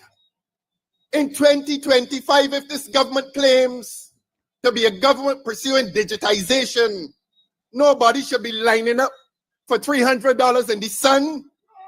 They should not be. And we were in Tranks last night, and I said the same thing there. And a man in the audience said, why didn't send it by the postman? Why didn't send it directly to your account? But every week they're in Parliament with a lot of foolish words, digitization and sustainability and all kinds of monkey words. And they implement nothing. They mean nothing by what they say. And in an age of supposed digitization, Barbadians are forced to line up. Adults are forced to line up to collect $300 that might plug a hole, that might buy some food. But as Richard Seeley said here tonight, is it sustainable? What will happen next month? Will the government have lost its solidarity with the people by the payment of this solidarity allowance? It is cynical. It is a cynical device to catch your vote. That is how they feel about you, Reservoir Road. And that is the tradition in which Mia Motley lives. I said I came here tonight to slay the beast. And the beast must be slayed. She must be unmasked. We must do political surgery on her anatomy, and you will see who she really is. And you will see that she is the granddaughter of Ernest Dighton Motley. And what happened this week when the people lined up for $300 was a carbon copy of what happened in the 1960s when Ernest Dighton Motley was the mayor of Bridgetown. That is what happened. I repeat, what happened this week around those buildings, around those government buildings, was a carbon copy of what occurred when her grandfather was the mayor of Bridgetown and people formed lines in Queen's Park to collect food.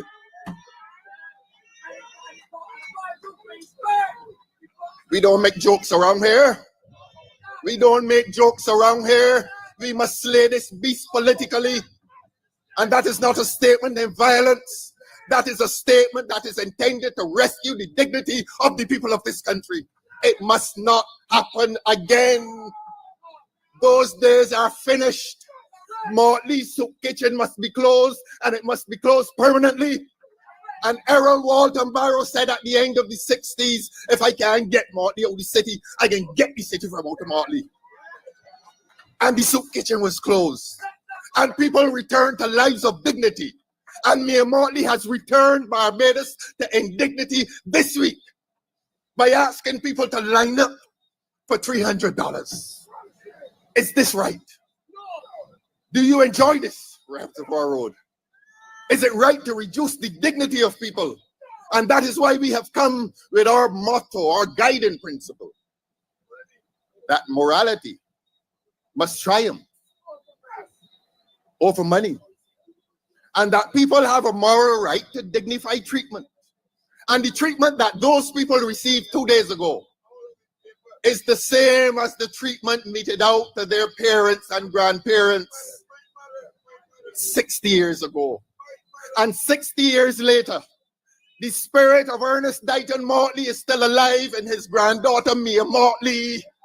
And that is why the people of this country must rescue their dignity. And that is why the people of this constituency must treat this election as a rescue mission for their dignity by electing Felicia Dujon.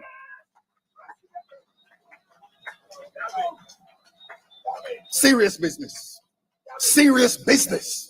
We're doing political surgery tonight. And we will demonstrate to Mia Motley that she's not good for Barbados. We will demonstrate to Mia Motley that the people of Barbados have dignity.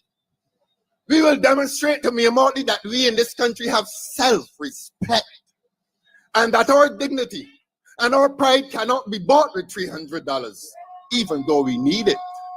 And we urge the people of Reservoir Road and St. James North to accept the money and to pay some bills. Beg your pardon.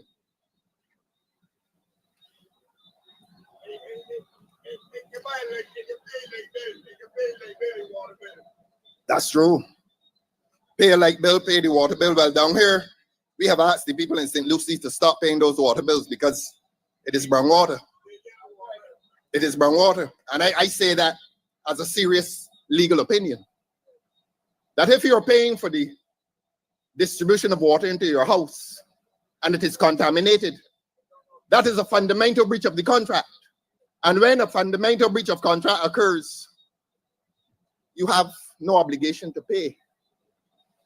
And we wrote to Barbados Water Authority, and they went down there sometime and they offered forgiveness. You see, as Richard said tonight, they accuse us of not bringing counter proposals. That's not our duty, you know. We are an opposition. We are an opposition. And we are a watchdog on this government improprietous behavior in public office. It is not our job to hand ideas to this government. It is our job to oppose this government for the sake of the people of this country. That is our job. But when the general election comes, we will tell the people comprehensively what will be our manifesto. So I want you to regard that $300 as an insult to Barbadians by the manner in which it was transferred to people. And I repeat to you, why were people not given the opportunity to receive that $300 with their dignity intact? Why must they be on social media? Why must they be carried their images, their faces? No doubt heads were bowed. No doubt heads were bowed. But they wanted the money. Would you want to see your brother or your sister in that photograph tonight? For a mess of pottage, as the Bible says. For a mess of pottage, a bowl of soup. Well, that $300 is equivalent to the bowl of soup that used to be served in Queen's Park back in the 1960s. And the same way Barrow got the city out of Motley, Ernest died of Motley, we're going to get the government out of Motley. We're going to get the government out of Motley. And this is the first step. Wednesday, the 21st, is the first step. We will strengthen the opposition, not for the sake of having an opposition, but we will strengthen the opposition for the ultimate movement to just government in this country. That is what next Wednesday is about. So the first insult was the potholes. Fixing potholes on the eve of an election. The second insult, not so much was it an insult to pay the money, but the manner in which the money was paid. And that's the fundamental point we need to make. We are not opposed to the payment of $300. We are opposed to the indignity that was visited on people in the way in which they were dragged into the government offices in the sun with bowed heads, avoiding the cameras to receive that money. But I want to come to the third example of the disrespect that this government holds to the people of Barbados. We had a meeting last Sunday night at Rockdando, and I highlighted the situation with the police. I think the number I gave was 148. I spoke of a number of police officers who were owed much money by the government. And some police officers called me and said, thank you. That is what an opposition is about. The opposition is a check on government's unjust power. That is my job. And that is the job that I will be assisted with after next week, Wednesday. We're not the government. We are a check on government's propensity to abuse its power. And in the exercise of that function as opposition leader, I went to Rockdando last week and told the government I am ordering them to pay the policemen the money that they owe them. Richard talked tonight about this government handing money to criminals. And a new minister meeting with gangs when the meeting ought to have taken place up in St. Philip. But I come to the police. You know, within a few hours of my having made a plea on behalf of the members of the Barbados Police Service, your Prime Minister made a call, and no doubt she wrote a memorandum and ordered that the policemen be paid. If I were sitting out there comfortably with them next to Nero, perhaps. Look, you know, they had me next to Nero. I used to sit next to Nero for what that is worth, but y'all ain't getting me to say anything else on that. I used to sit next to Nero.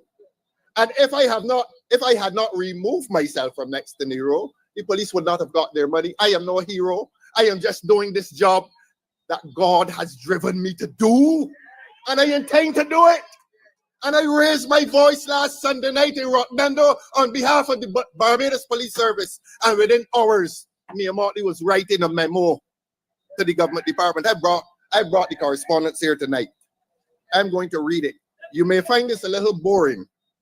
Any police officers out here? Lovely. They do such good work. Let us pause and acknowledge the excellence of the Barbados Police Service.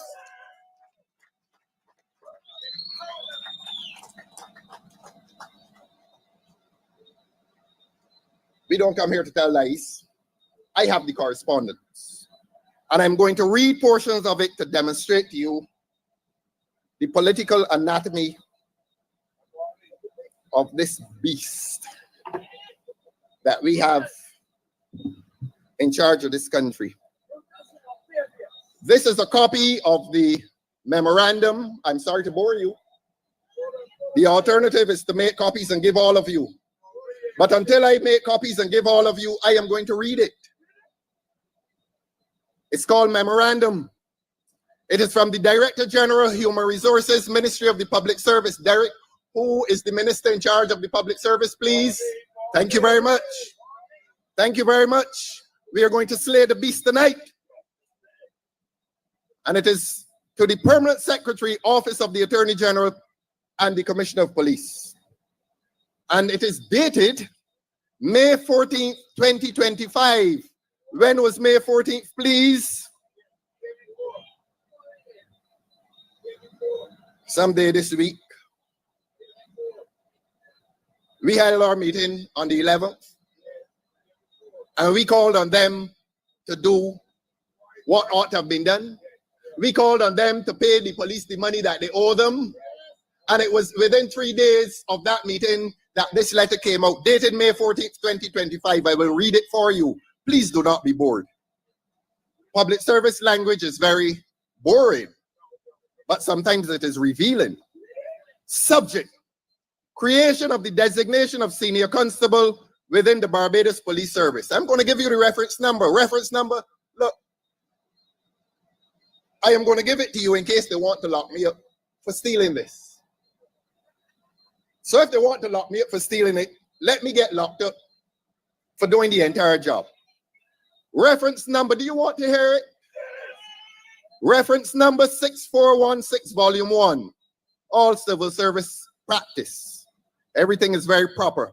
Let us read the first line. Reference is made to the proposal announced in the financial statement and budgetary proposals on March 18th, 2024.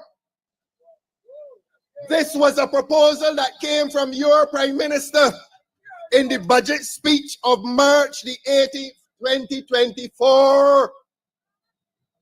This was supposed to have been implemented last year, a year ago, Bascom. And it is only because we go to Rotterdam and ask that this be implemented that all of a sudden this week it becomes important 1 year later. I continue. I am directed to inform you that the minister responsible for the public service has granted approval as follows. A, the designation of senior constable to be treated as a special assignment for a police constable with continuous service of 20 years or more.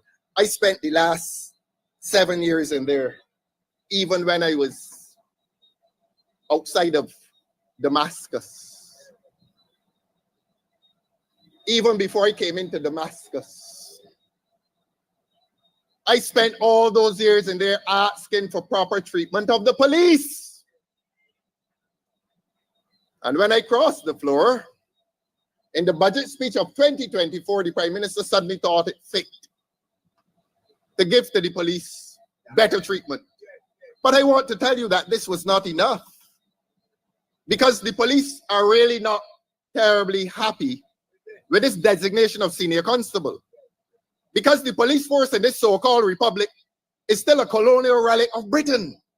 And promotion in the police force is still a major issue that visits unfairness against several and too many police officers.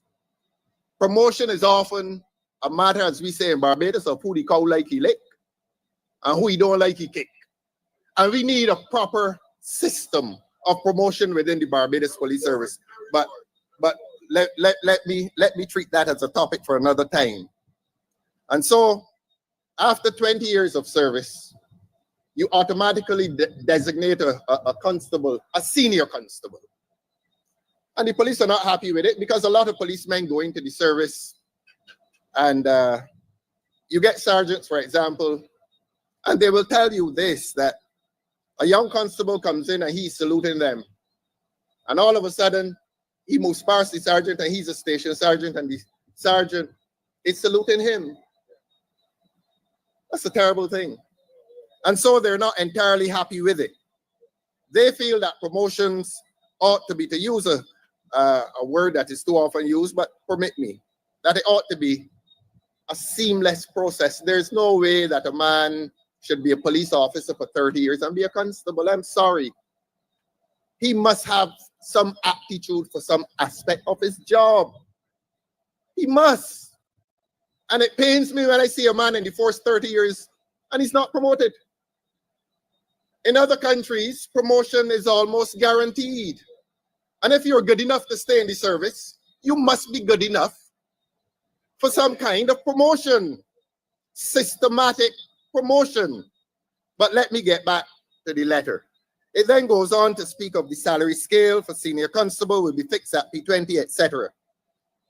And all police constables designated as senior constables will retain all allowances currently paid. Now, that is how the public service functions. So I will fast forward so that I don't bore you entirely because it is late in the night. And then it says, I am further directed to inform you that 300 designations of senior constable have been created for suitably qualified police constables. So the number is 300.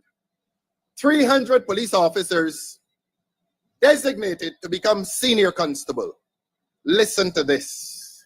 The letter is ending, but it is ending dramatically because the letter confirms who was the author of what happened this week. Listen carefully. Please note that the Prime Minister has requested the following information. The Prime Minister, not the ignorant Attorney General, the Prime Minister. It tells you, and I don't make any apology for calling him that. I don't. We are not here to offend people, but a man who has loitered on this job when we thought that it was laziness, it turns out to be ignorance. Useless. Please note that the Prime Minister has requested the following information. This is your Prime Minister here. She asks, what will be the recurring cost for 2025 to 2026? So she delays this for an entire year, presumably because of costs. The police ain't nobody. She now wants to know what it will cost the Treasury. Why she did not ask how much it would cost the Treasury when she was giving the money to the other people? Why? But all of a sudden it deals with the police, so she's inquiring about costs. Costs become relevant. How much money you're spending on the mission in Dubai? And I promised to talk about Dubai, you know. I promised, don't forget, I promised to talk about Dubai. I promised to talk about a government that knows how to waste money, except that it does not know how to spend money in lawful ways on the Barbados Police Service. And by this correspondence, it is established that your Prime Minister is concerned about the question of financial costs to compensate men and women who traverse this country at 2 and 3 o'clock in the morning when we are sleeping, trying to protect us from gangsters. Except that this government, while the police service is protecting us from gangsters, this government seems to be protecting gangsters and not the police service. So an increase of money for the Barbados Police Service becomes a matter of concern and inquiry by a Prime Minister. Why? They don't deserve it. She demonstrated over the last 14 months that she felt that these members of the Barbados Police Service did not merit the little promotion, and more so that they did not merit the money, how much it can cost. But let me tell you something else tonight. Let me tell you something else tonight about costs and how this government spends its money. She asks again, what will be the back pay to the senior constables from the period of appointment to April the 30th, 2025? On the understanding that the Barbados Police Service will be able to be current with payments from May 2025 payday. Payday, I believe, for the police is 24th or something like that. Next week, coinciding with the election. This government is so cynical, and as Richard Seeley said, so vicious and cynical in its vote catching, that this is meant now to be implemented next week. Coinciding with my plea at last Sunday night's meeting, coming in the immediate aftermath of last Sunday night's meeting, and coinciding with an election. So the police officers in St. James North are supposed to walk into a polling booth next week and vote for her because of this. And she delayed them for 14 months. Shame, shame. And the letter ends, nice, sanitized public service language. And she is concerned about the costs. Well, let me tell you about another cost with which she was not concerned. As the Bible says, please incline your ear to my discernments. How much it can cost. There's a department in the Ministry of the Attorney General that was dealing with this peace program. And you know, we're going to come back to this peace program from time to time to time. Because you need to understand how this government has treated law-abiding people in this country. And you need to understand how this government has treated the criminal element. And we have talked about the peace program. So I'm not going to visit you with news on the peace program tonight. I'm going to tell you about another program that they had within the Ministry of the Attorney General. It was something called Starkwise. And when you hear and when you find out who was at the head of this Starkwise, you will not be surprised that it ended foolishly. A certain man in this country submitted a budget for the payment of over $6 million, close to $7 million, for a program called Starkwise.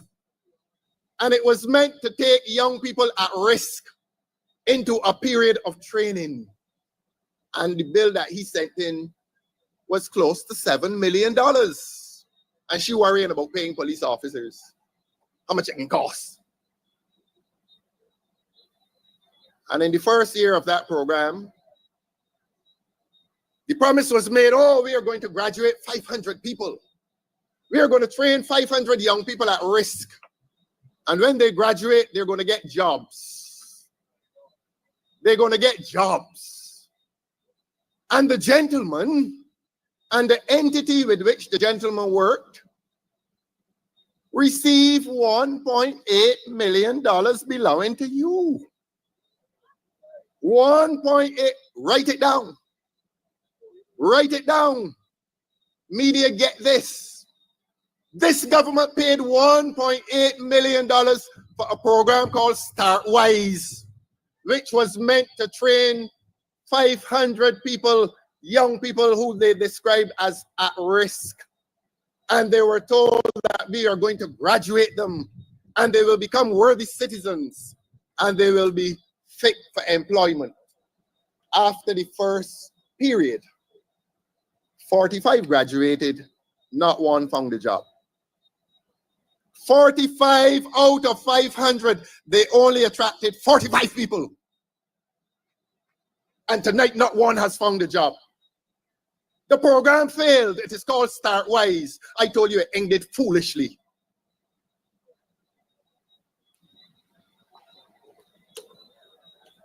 Suppose I say who the person was.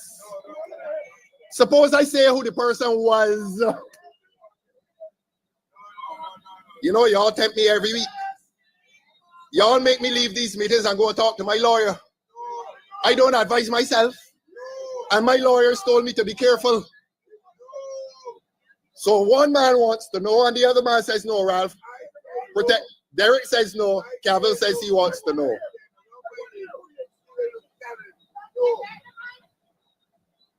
All I will say, I remember a speech made by Trevor Prescott recently. Listen carefully. Derek can get locked up. I ain't getting locked up. Trevor Prescott said in the House recently He talked about somebody who was taken off the garrison. You got it? You got it? So what you want to name? $1.8 million. And you surprised that they come and tell you that if you ain't going big, go home? The people who going big in government and the people who pump a setting all about this constituency, one meeting with 10 and 12 BLP cabinet members, all big, powerful, mighty, and wicked. $1.8 million. Ask Trevor Prescott who he meant. He never said. And I ain't saying either, Derek. You go in prison. Not me. I can tell you when I get down though.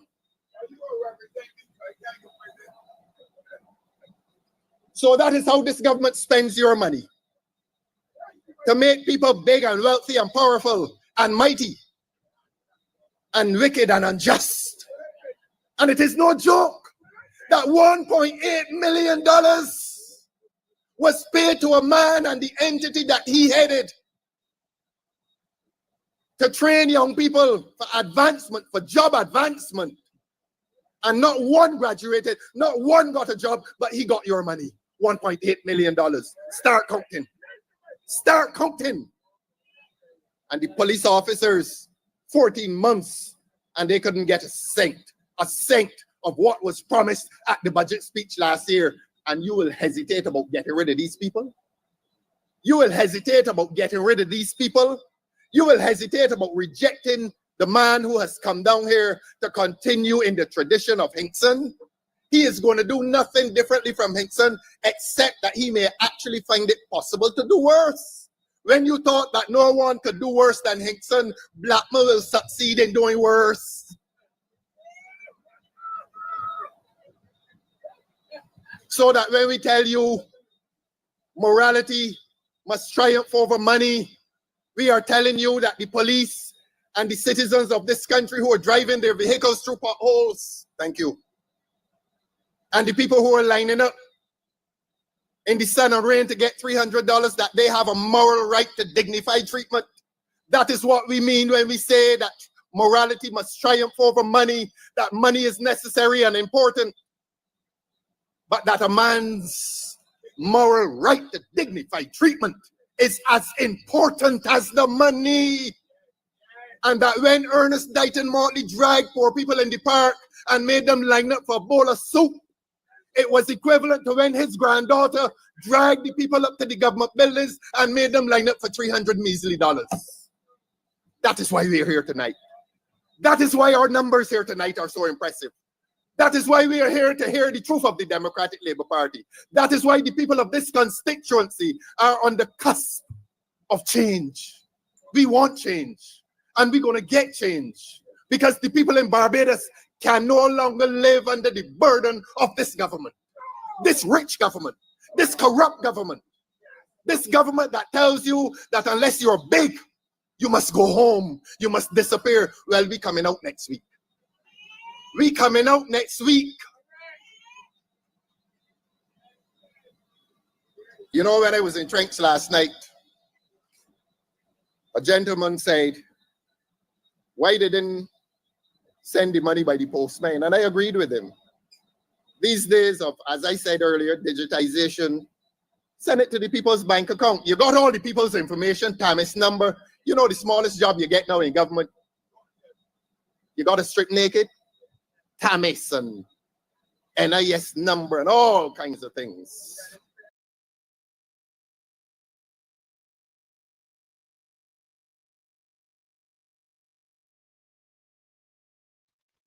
A very, very interesting video speech by the leader of the opposition. Very, very interesting. I made a note as I was listening. The note I made was speaking truth to power. And I thought to look up the phrase to see what I meant when I thought that. And this is what it says. Stand up for what's right and tell people in charge what's what. That's the idea behind the phrase speak truth to power, an expression for courageously confronting an authority, calling out injustices on their watch and demanding change. Speaking truth to power.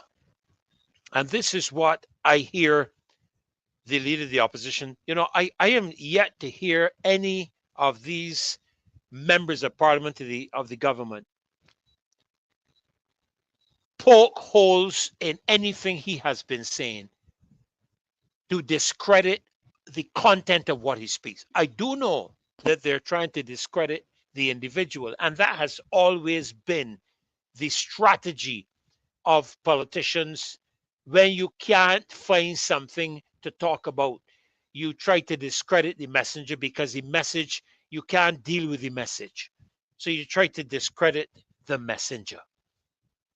And so we want to be speaking that truth to power.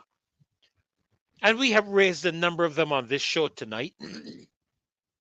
Don spoke concerning the rising cost that is going to result from the increased cost of fuel at the pumps.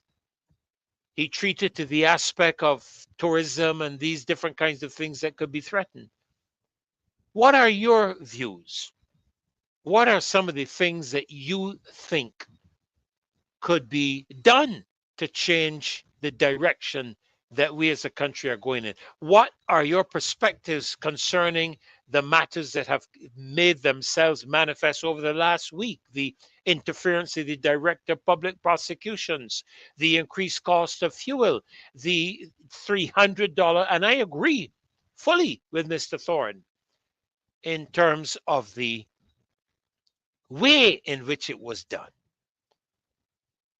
What are your views, not only of these, but other things that you may be thinking about? 236-7000, 9 to 10 o'clock is the Loyal Opposition's hour.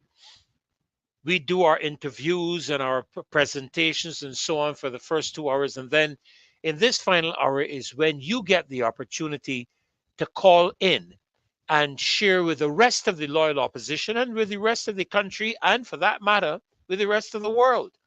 This is your opportunity to speak truth to power. 236-7000. 236-7000. And we are awaiting your call. So please quickly go to your phone, call in. They'll put you straight into the show, and we will hear your concerns. We will hear your contributions. All right, 236-7000. 236-7000. I am amazed, listening to some of the comments and reading some of the comments, and want to thank you all for posting your comments. Some of you have been posting some interesting and enlightening comments in the chat. Of course, there's some others that we won't pay attention to.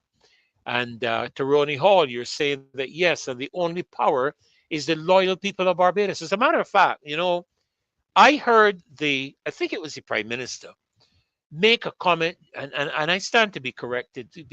I don't want to blame anybody for something and it not be them.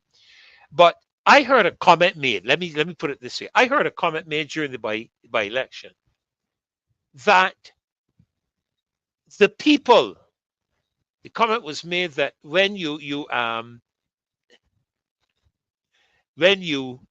don't have the opposition that you expect, the people become the opposition. Well, here we are. The loyal opposition is here. I also heard a comment made, and I made a note of it in my book here. And the comment was made by the Prime Minister, who, when she was being interviewed at the polling station, she admitted the fact that they make mistakes and don't always get things right. Well, that's why we're here.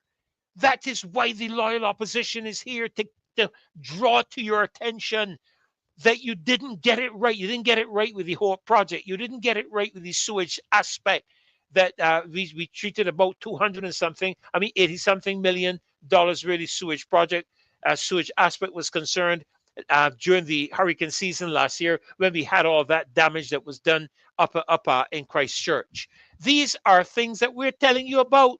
We're telling you about the fact that the Public Accounts Committee has not been able to meet to conscientiously and transparently examine the books of the government, to examine the expenditures and revenues of the government to see if there are any anomalies anywhere that need to be paid attention to.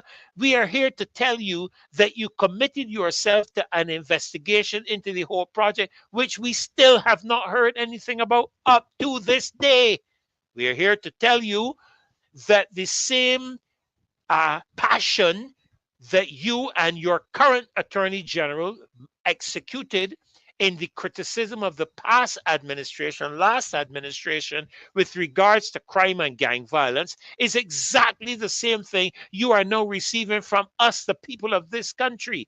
I am told by AI, and you have to pardon me relying on AI because, you know, it seems that there is a thought in this country that only certain people have common sense and only certain people have education. So I rely on AI. But AI tells me that the number one responsibility of a government is to provide a safe and secure environment for its citizens to enjoy their lives. If that is the case, then this administration has fallen flat on its face.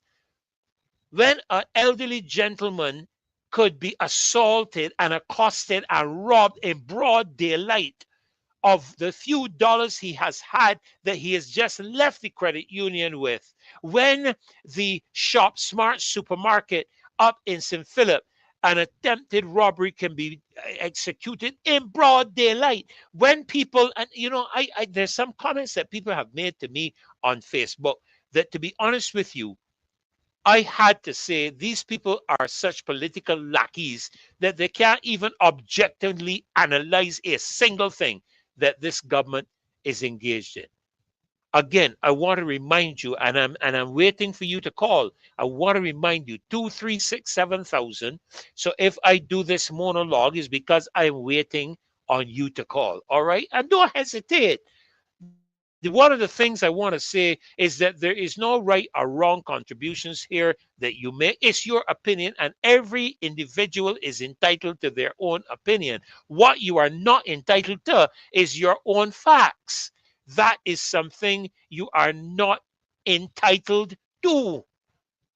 Okay, so you're entitled to your opinion. Nobody can you know, slap you in the face for your opinion. Although, as I have said, you know, there's some comments I have seen here already for the evening, the opinion of the individual. But then the question is asked: if that is how you feel, why are you here? You know, you need to be. And let me say this. Let me say this to the Democratic Labour Party.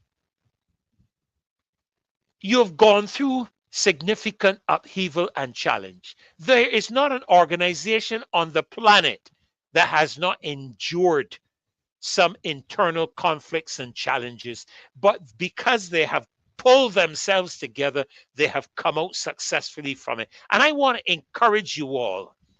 Barbados is worth more than your personal positioning. Barbados is worth more than your ego. Barbados is worth more than your popularity or anything of that sort. Barbados needs you. And I want to encourage those of you who have felt maligned or whatever. You need to be able to sit down and hash out and thrash out some things and understand in doing so, you are seeking to put Barbados ahead of your personal agenda and your personal perspectives. I have had to go through organizational restructuring myself on more than one occasion with different organizations, and I will express. And some people have ostracized me, but I have expressed, and at some point in time, they've come back and we've sat down because, according to the good book, my role is a role of reconciliation. That's a ministry that every believer in Jesus Christ has been given. And if you say you are a Christian and you are involved in a political organization, your responsibility is to reconcile yourself and the entire organization so we can move forward. Because I'm going to tell you this, I predict it. We are going to have a general election call this year. I am not prophesying. I am predicting. I am a little wiser with age. I am predicting because on the basis of what was recently expressed, what we recently saw, and the misguided idea that your victory in this by-election is something to be hailed. You've held the seat for 35 years. This is not a win. You've maintained the seat, and I maintain it should be of significant concern to you that out of 8,500 people, only 3,700 voted, and you cannot say that the remaining 4,800 does not contain a significant portion of your supporters. You don't know. And what I am finding as I travel around this country is that there is significant disquiet. There is an on the ground movement of dissatisfaction among the people of this country. And this is of concern to us. Good evening, caller. A pleasure to have you joining us on the Marcia Weekes Show this evening. Please go right ahead and share your concerns or your contribution. Yes, a blessed good night to all. Good night. I would like to call this concern something wrong. Something wrong. Yeah. Mm-hmm. Now, if you show me everything that is wrong, and I turn my back against everything that you show me that is wrong, and vote for what I know is wrong, something has to be wrong. No pun intended, right?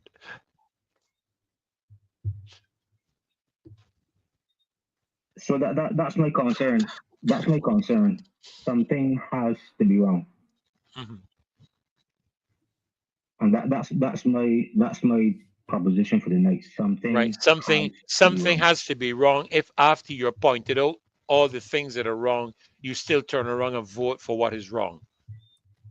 Exactly. Right. Something has to be wrong. Okay. All right, sir. Thank you so very much. And those of you listening, I trust you heard the comment of the gentleman that has called. He has made the statement, something is wrong. Something is wrong. Good evening and welcome to the Marcia Weekes Show. Oh, I thought that was another caller. All right, he says something is wrong. When you point out all these things, and this is the question I have. Because, you know, I have been engaging several persons in social media, and I have had to make some very straightforward statements to the individuals when I spoke about the matter of the responsibility of government. Government's responsibility is supposed to provide a framework for the people in a country to successfully navigate their dreams and aspirations, and at the end of the day, as a result of it, bring benefit to the entire country overall. And I have been asking the question, can somebody please tell me what is the income generating components of Barbados?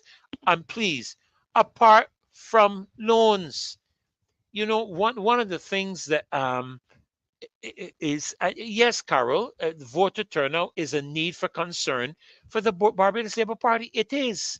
And as I travel around the country, I'm going to put what I was going to say on hold.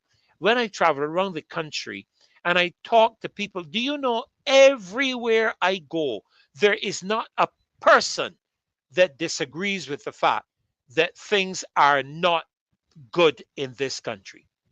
And they are going across the board. They're going across the board with education. They're going across the board with other things. Good evening, caller, and welcome to the Marcia Weekes Show. A pleasure to have you joining us tonight. Go right ahead, please.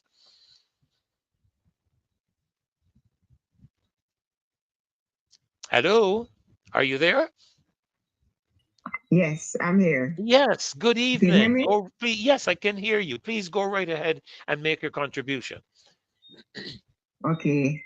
I just basically came to tell Barbadians that they were polled. They were what? Polled. You know how you carry out a Polled. poll? Yes, yes, yes. Yes. Yes. And they were polled using $300. And What is how the do name you of this fund? how do you navigate that aspect of the polling with the $300? You mean in terms of how many people accepted it, or how many people went for it? Or how do you mean? Correct. Now, note the name of the fund. What's the name of the fund? You mean the one that what was it The again? $300. What was it called? Solidarity Fund. Somebody's Solidarity. Yes, there. Okay, right. I just found it on my page. Solidarity Fund. Yes. Solidarity with whom? Yeah. Yes. Solidarity with whom? Solidarity about what? Exactly. That doesn't make sense to have a fund called Solidarity Fund and you're giving away $300. It's almost like this is for your allegiance. So it's solidarity what? With the government? Solidarity with the Barbados Labour Party? Correct. Correct. It's the government and the Barbados Labour Party. And their measuring stick was, let's see how many people come for this fund and what legs they'll go to get this fund. We will say to them, we are in solidarity with you. But do you think they were pulled? Do you think that is a safe concept for them to engage, knowing that you have people who will come and receive the gift, but don't necessarily agree with you and inevitably could vote you out of office? Yes, that was a segment of it, but the majority, let's say it was 200,000 people. So let's take away 1/3 of that. That would have been in opposition. You still have a majority. So they use it like that without actually saying to the people, we are going to poll you. So are you idea of what the general election would turn out to be? That is their opinion. I'm not saying that is the truth. I'm saying that is what they will use as their yardstick. Yeah, that's your opinion. That's your opinion, and you're entitled to that. So are you suggesting then that the government took taxpayers' money to fund a political campaign promotional aspect for them under this name? Are you likely suggesting that? Of course, they did. Whether the people realized it or not, they did, and they were polled by it. They were used as an example. Like how they were used during the pandemic. Yeah, deception. So I'm just letting Bajans know you were polled. And so you believe that we are going to have a call of a general election before the year is out?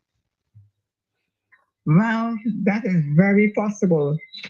But it may be, as somebody has said to me, coming closer to the end of the year into the beginning of the next year, because the regathering must happen all down to December. Because the possibility also exists that they can lose and lose quite a bit in general elections. So they might not. For that reason, they may not dare do it before the year is done.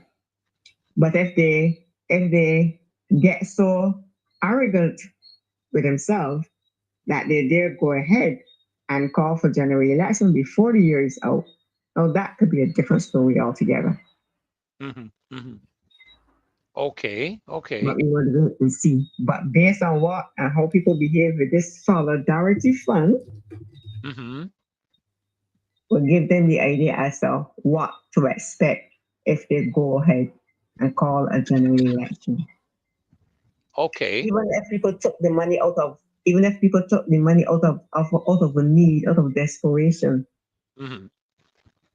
they will keep you on that strength so that you may stay in solidarity with them. But did you hear the leader of the opposition's reference with regards to how it was done? What do you think about that aspect, how it was done? You know, he didn't seem to have an objection to the $300 gift, but what he seemed to have an objection to was the manner in which it was done, with people standing up. I mean, I've spoken with people who've been standing in long lines outside the post offices for a long time during the day. We see tents put down at the National Insurance Building and people sitting outside, all these kind of things. What do you think about that? Yeah, but that was all about the polling, because they had to see to what length you will go to what measures will you put up with to get the solidarity fund. If it was just sent to your bank account, just so they may not have an understanding of where wages are in terms of their need, which should have worked out in the region's favor, and how they can play with that need. They are actually saying if you want to have more, you gotta commit to being in solidarity with us.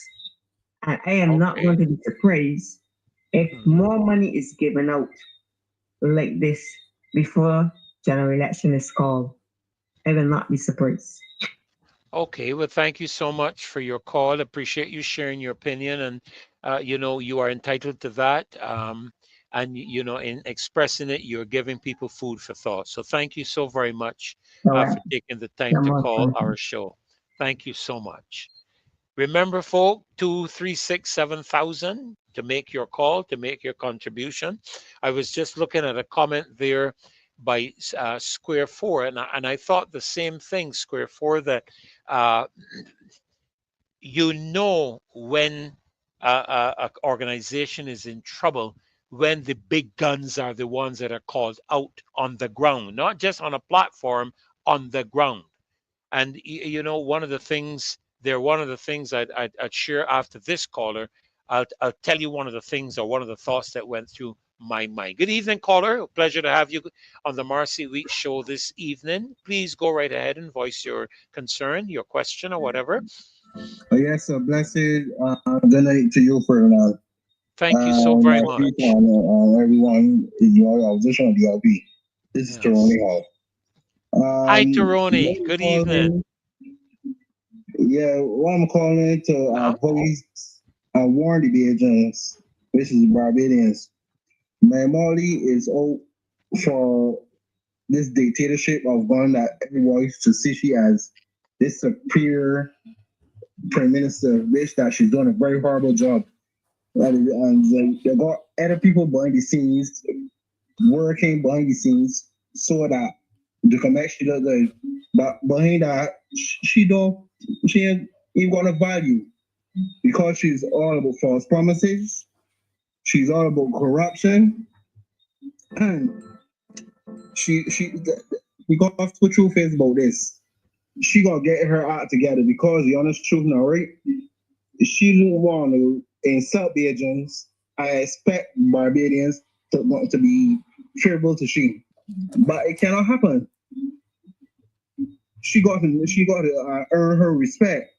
So right now, she got to lose all her respect, because she could put a dark cast over Barbados before she go all out, so that she could help the youth, help the elderly, and help everyone in general.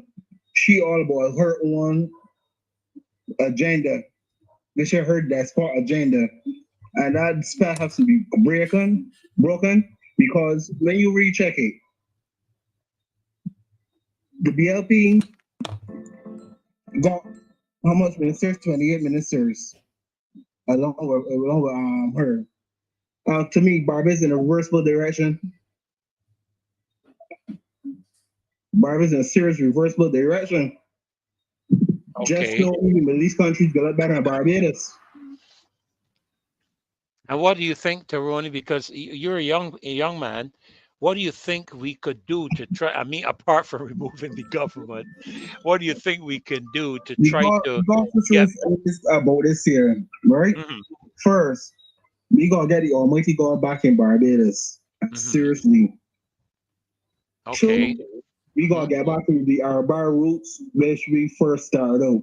You cannot get rid of Arabara. Arabara is here to stay. What you have to do is carry legacy and make the transformation happen, and the enlightenment happen.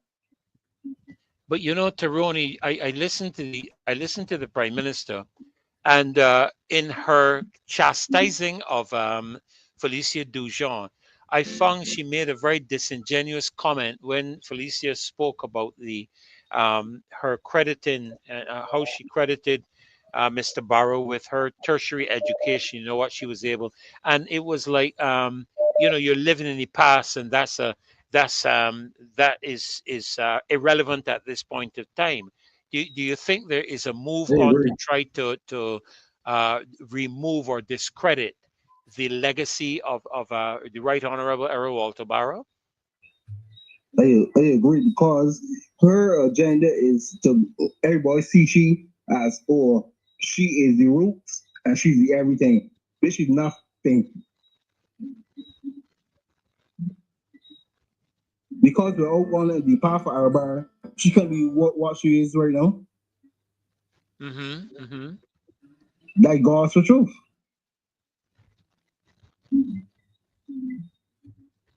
Well, you know, I did some searching up with regards to her, and she is noted in Wikipedia, for that matter, as being the first female prime minister in Barbados, and also with regards to the whole aspect of the republic. You know, it's almost as if when I look at the information, it is almost as if she is trying to replace persons like Grantley Adams and Errol Barrow with this modern, you know, recent new entity, you know, that people will remember in that manner. Excuse me. But what we trying to show you now too, right? She want Barbados feel that only the BLP can run Barbados, which is a negative. They had all 29, 30, and the God's truth, nothing has gone like forward for Barbados.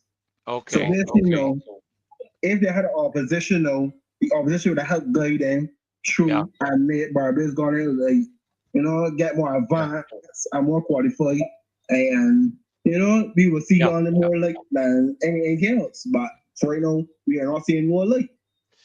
Well, Taroni, I want to thank you for your call and for your contribution, because we got calls backed up. So I'm going to really thank you so much and appreciate you calling in and voicing your concern.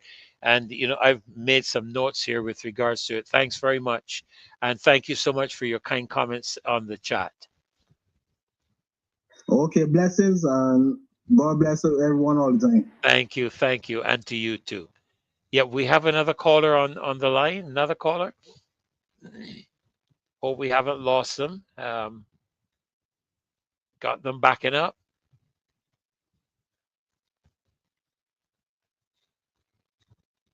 Okay, I just excuse me, just waiting for that call. You know, I've always said that one of the things that sensitizes me to oh, here we okay. One of the things that sensitizes me to an upcoming election is when I see roadworks begin to accelerate. But I'll keep that opinion to myself. Good evening. Welcome to the Marcia Weekes Show. Pleasure to have you join us tonight. Please go right ahead. Good night, Dr. Ferdy. How are you? I'm well, thank you. I'm well. And yourself? I'm good too. Great, wonderful. Yes. I think I have 2 points I would like to make tonight. Okay. One is that I didn't expect Mrs. Dujon to win, Okay. but I thought she would have done a bit better. Okay. But that doesn't really bother me. The lady, in my opinion, is genuine. Yes, she is. No Yes, she is. pretense there. Right. Thank you And for I that. believe that with this new cadre of Candidates. the word, the that New is cadre being of put candidates. forward for next elections that the DLP is putting forward is like having a third party. A lot of them would be new, Mm-hmm.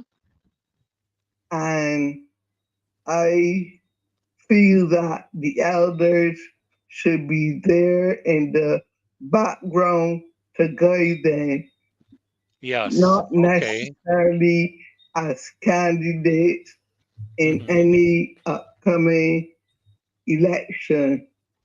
But as support. Yeah. Okay. And My you said, other thing yeah, the second point, is as we got a that, lot of calls backed up. oh, okay. No, My go ahead. You go other ahead. thing is Mhm. if you have 29 people all in agreement every single time, it says to me that those people are not about you, it's about greed. Okay. It's about Something is greed. wrong. No 29 people can agree about Everything. everything all of the time. I mean, all family members don't agree, but we get along. Okay. Okay. All Yeah. right. Thank you And so very much. Yes. one other thing before I go, we need to get away from this belief that third parties and independent candidates can win seats. That's a myth, you know. That's not Okay. a fact. Yeah, that's propaganda. Definitely not a fact. That's And the propaganda. apathy in voters usually come from those who have learned to live in this world, but not of it, Yeah. because they really don't need the government to get by. They're quite comfortable, so they just say, I don't vote in.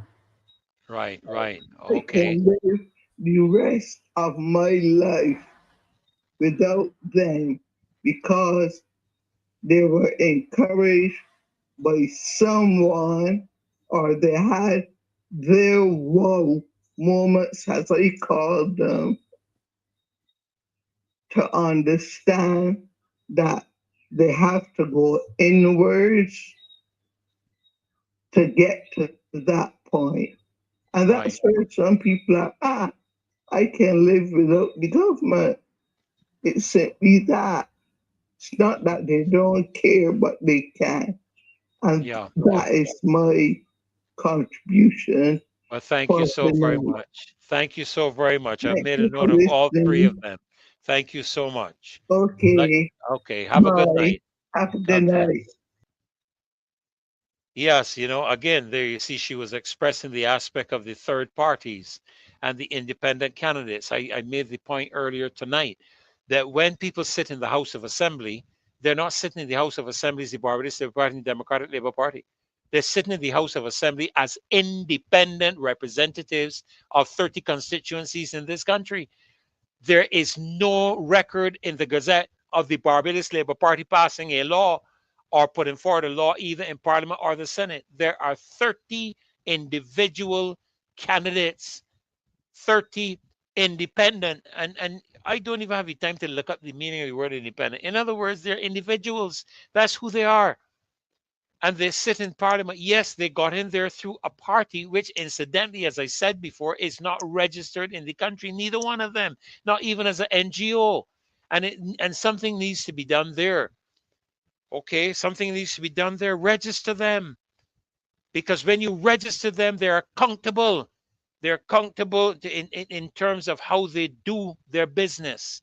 Not registered, nothing, you know. So if you don't have them registered, you got 30, you have 60 or more individuals who are presenting themselves to the Barbadian public for election.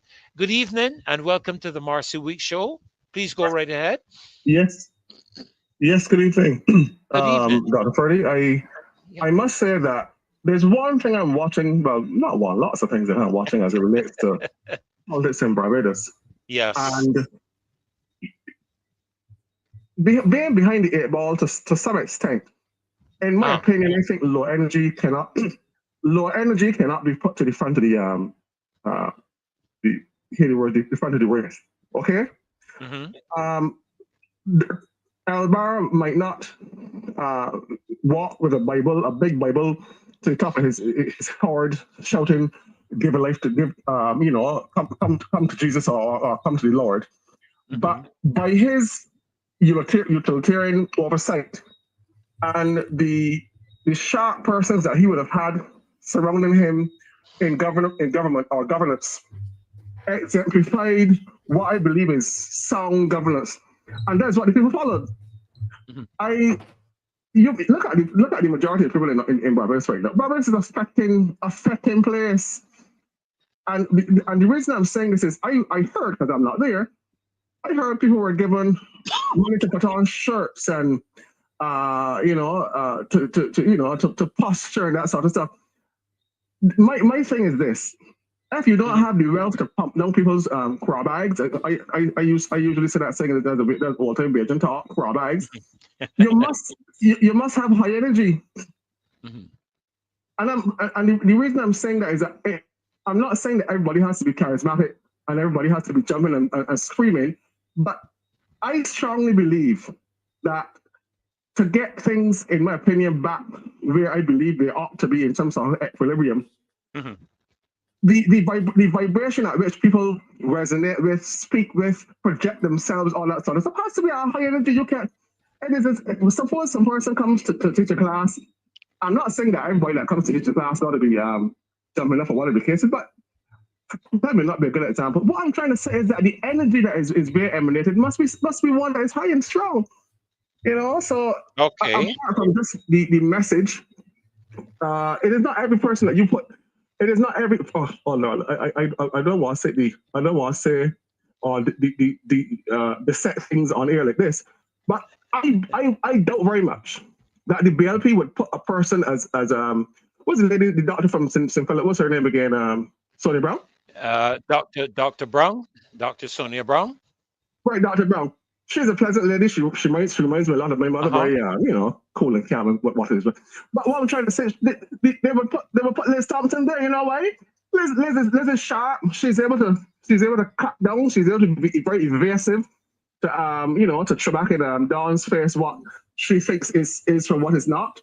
So what I'm trying to say is that in going forward, I believe that the Democratic Party has to do some more reevaluating. And this, I'm not saying that you're gonna have a vibration monitor and you put the vibration monitor on people to see how high is your vibration. What I'm trying to say is that the energy must resonate with the people in terms of persons that are in the spotlight. Thorne, I think I reiterate, was on point with that list. Remember that list that he started to give out, more or less, or dissect? Yes. I have to actually try and get it back. I had it. I believe that list should be really dissected some more, and that the people can understand, because that was very compact, but it needs to be dissected because people in Barbados need to understand exactly what you're dealing with, and that whole crap over atmosphere that's not going to cut it. you actually look and see what really happened. That was almost like a pre-crop over. You get people, you bring them from near and far, jumping in jumping in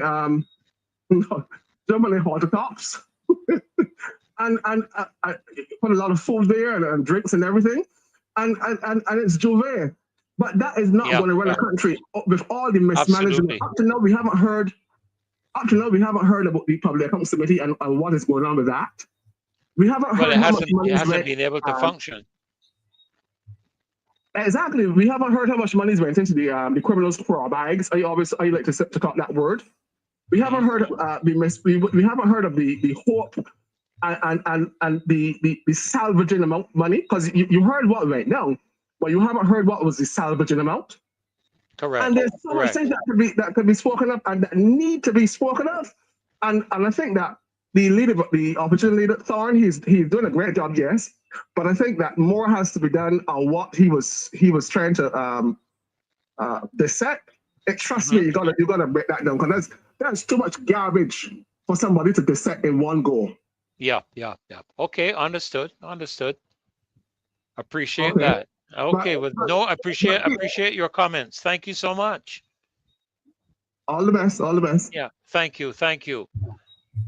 You know, one of the things I must say, coming from that last caller, the aspect of criticisms and observations, sometimes or most of the time people take it very negatively. I've had to grow up through ministry with criticism, and I haven't always been right. As I mentioned, I was actually quite surprised when I heard the Prime Minister actually admit that they haven't actually always got things right. And I said, but then if you actually haven't got things right all the time, why are you being so acid to the people who are drawing it to your attention? Instead of that, why don't you pay attention to what the people are saying to you and address it? Because that will leave you looking a whole lot better than simply just ignoring it or trying to discredit it or something of that nature. I will say that though that there's quite a difference between charisma and being bombastic, and I'm just going to leave it there. I'm just going to leave that right there. Because I watched that CBC presentation, and I want to say how much I admired the young lady who was there representing the Democratic Labour Party in the manner in which she presented herself. I thought she did a tremendous job compared to the other individual who was present there at the time. And I really want to commend her as a young person, that her resilience and her refusing to be baited into that kind of vulgarity, if you want to call it that. She did an excellent job to my mind. All right. So individual has indicated, the need to have things broken down. And I've always said that, most of the time I hear a lot of politicians speak there above the heads of the people. Let's break it down that people can understand. Good evening and welcome to the Marcia Weekes Show. We just have a few minutes left, and we're happy to have you. I'll be brief. Good night. Good night to you as well. Right. What I'm calling about, on the night of the election, when I was viewing the returns on another station, there was a VOD, actually. It was VOD ran a stream where they were talking about as the elections, as the votes come in, they were examining what was going on. And there were three political that two are actual lecturers at the university, and then a young man who runs his own company doing political science and polling and stuff. And they were concerned that the voting list had 800 people that were questioned. The numbers were questionable. And if that is the case, the Electors and Boundary Commission owes an explanation, and that I realize that nobody in Barbados is talking about it. So you can't have a voting list.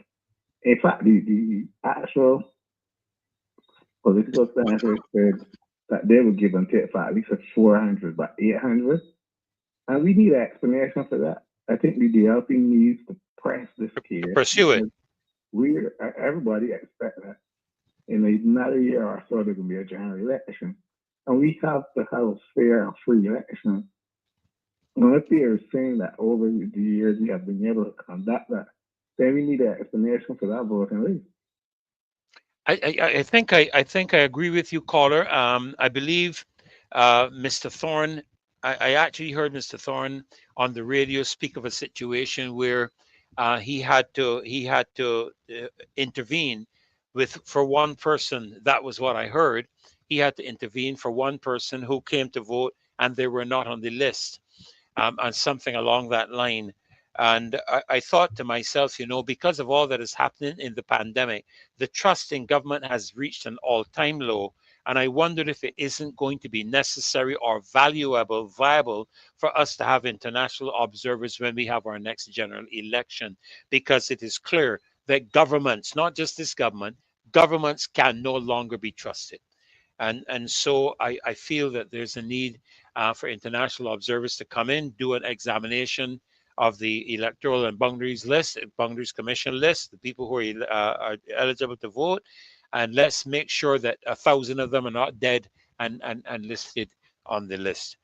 So I do agree with you. Appreciate that. This is also a case where the opposition has to press on this case.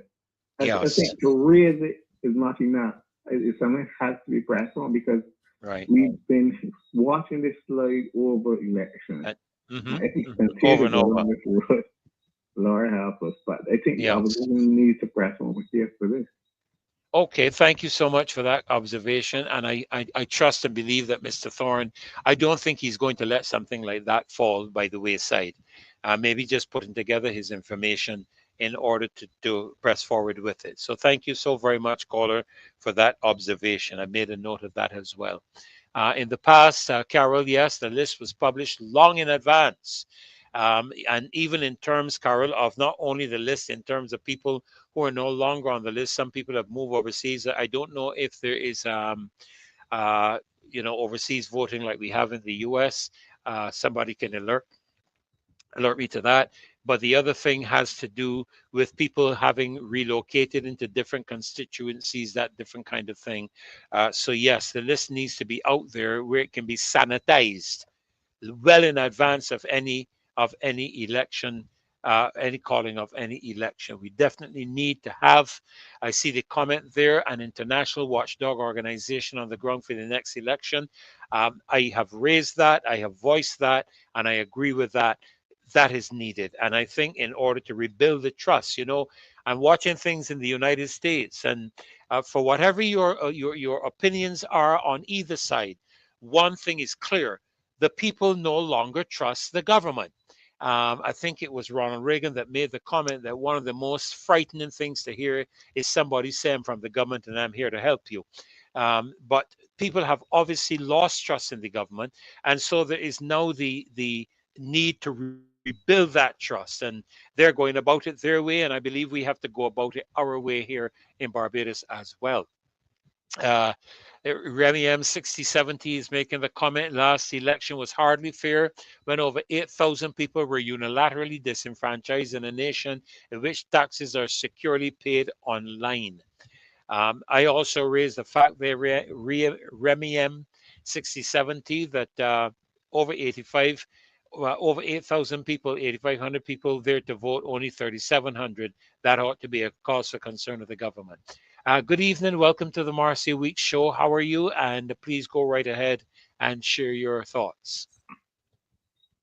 Yes, my thoughts again. I am not quite familiar with the Constitution as far as the by-elections are concerned.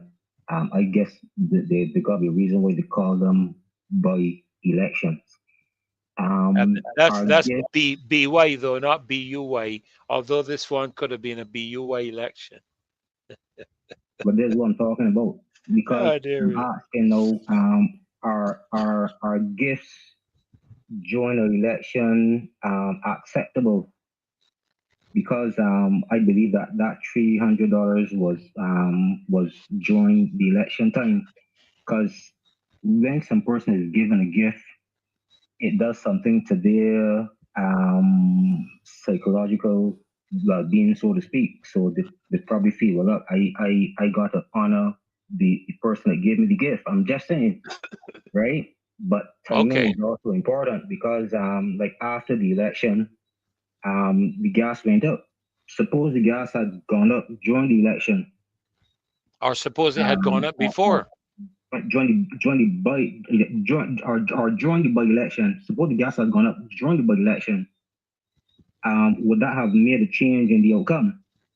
Because I'm saying timing is important and strategy is also important. Because whoever has the timing for what is happening, has maybe strategy planned or whatever. Because I'm quite sure that during 2020, roads were repaired, and the timing of that was also questionable. So I think that we should be man and woman enough to question things that happen in that manner. Time, because it might seem as though there is an ulterior motive to the whole concept. Right. So I believe that we have to look at by election as no by election. Money should not be involved if that's the case. No gift should be involved. But you see, the challenge we're going to have there, caller, is proving that is the intent. I will say that it's probably, while I don't agree with it, it is probably great strategy if you want to retain popularity and so on.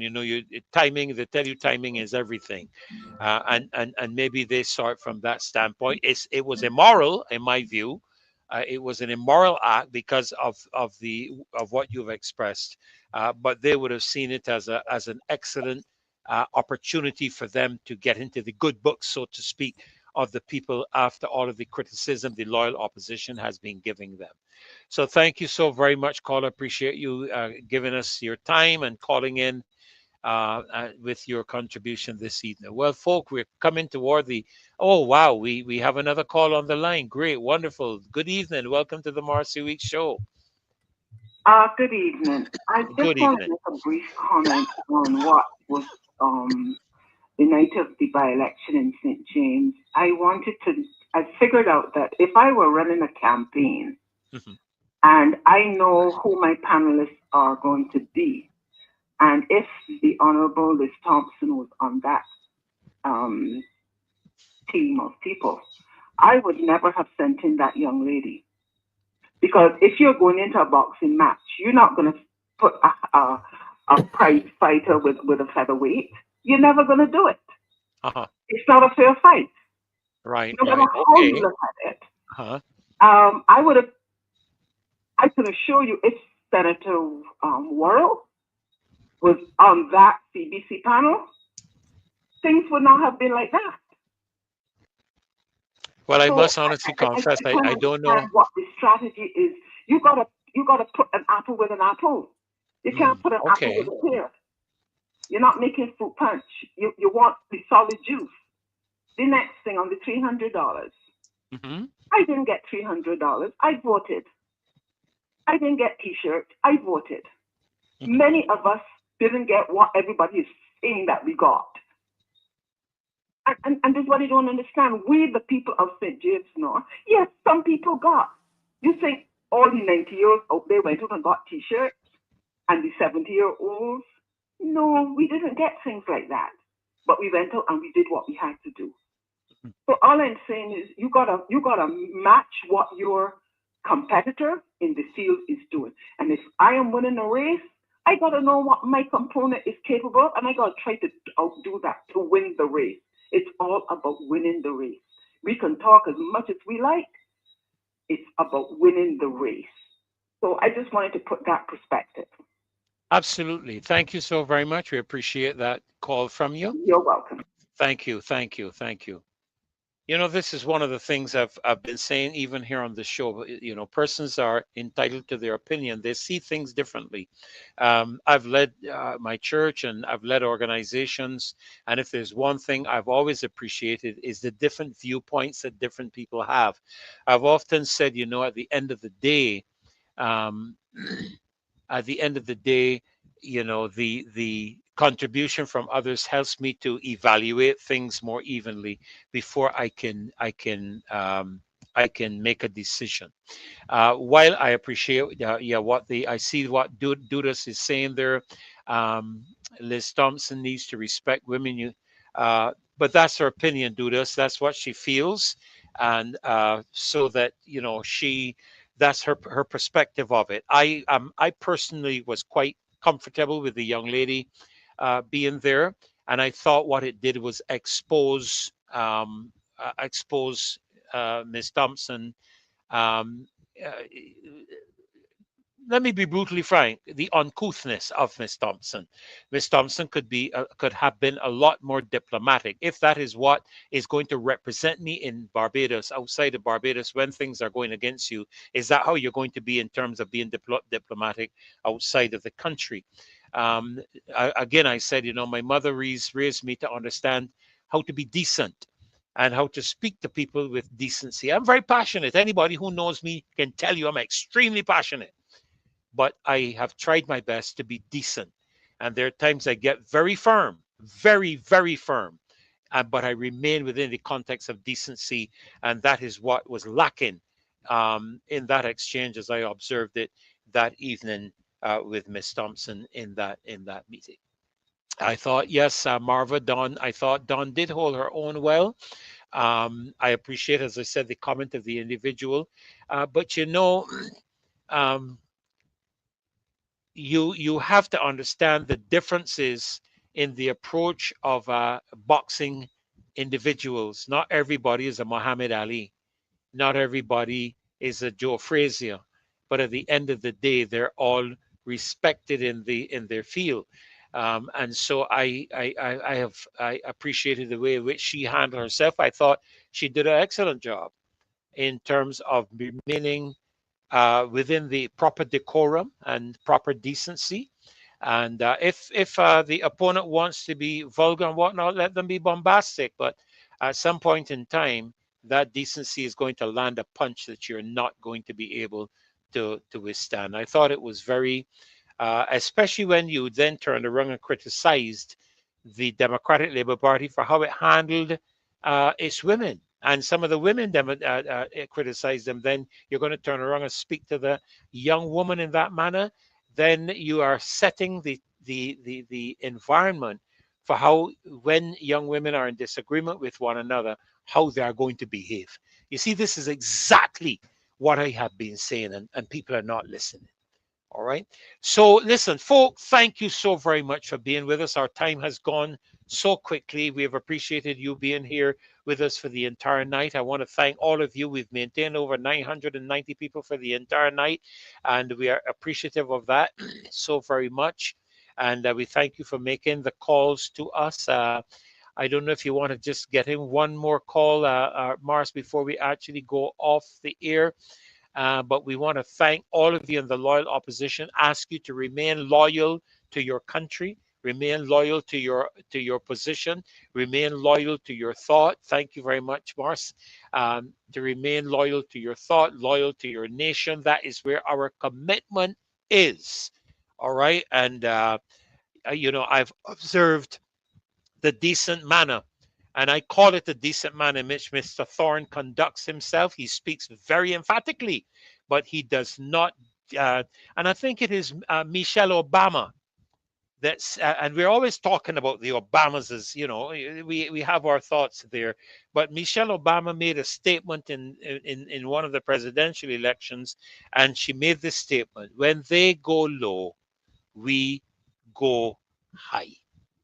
When they go low, we go high. So we are going to go high. All right. We're not going to get down in the gutter with someone just because they look nice and dress nice and act in a manner that is unbecoming of a representative of a country and a representative in the House of Assembly. And I make no apologies for that. All right. Thank you so very much for being with us, Louis, Lemuel Tull, and Errol Callan, and all of you that are viewing with us tonight. Thank you, Dave, for the tremendous job you've been doing in the background. And believe you me, I don't know if she'd like me to tell you this, but we've had the lady actually in the background assisting me tremendously as well. Want to thank her. She's not been well. Want to ask you to remember her in your prayers. She's been fighting a very bad cough, which is one of the reasons you probably haven't seen her on with me tonight. I enjoyed sharing with her so much last Monday night, and it was such a wonderful time that we had together in that show. Always do whenever Marcia is able to come on and share together with me. And so I just want to ask you to remember her in your prayers. She's not been well over the last couple of days, and I myself am fighting a little bit of a bug, but we're here to fight. You heard what I said? We're fighting a little bit of a bug. So thank you so much for being here tonight. God bless you, and have a great, great week.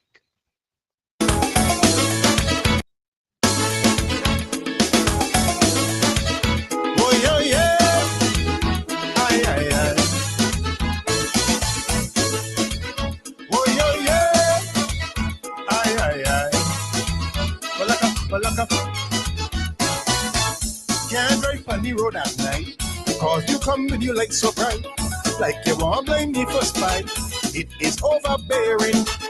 Me and you never had no war. Why you spot the light on me for? Is it accidental or you just so uncaring? Every day you about me complaining all the things that ain't going right. From now on I will be explaining which place you could spot the light. Spot the light in the parliament and see who is looking out for you or barely fooling we. Spot the light the right places and find out who is on the people's side and who's selling out. Don't put it on me, you joke. I don't be at no port when guns coming in. I am sure cowboys and Indians, no, don't put it on me, you idiot. When taxpayers' money waste, don't spot it in my face. You better spot the light man who run the place. I don't run the government. I know if the computer, don't spot it on me, Bozy. Spot the light man the DLT. Oh yeah, yeah. Aye. Balaka.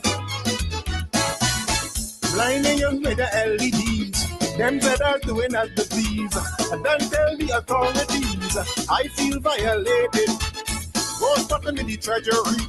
Then you will see if the economy living off borrowed money that IMF dictated. Light is a great disinfectant. Use it, don't abuse it at night. Cause all that hide in the darkness must come out in the light.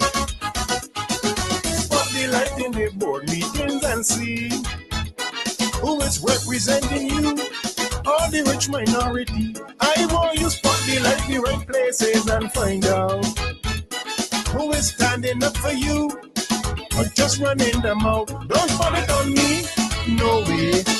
I don't have any clout, no power, no say, okay. And I ain't got no land to give away. Don't spot it on me, you idiot.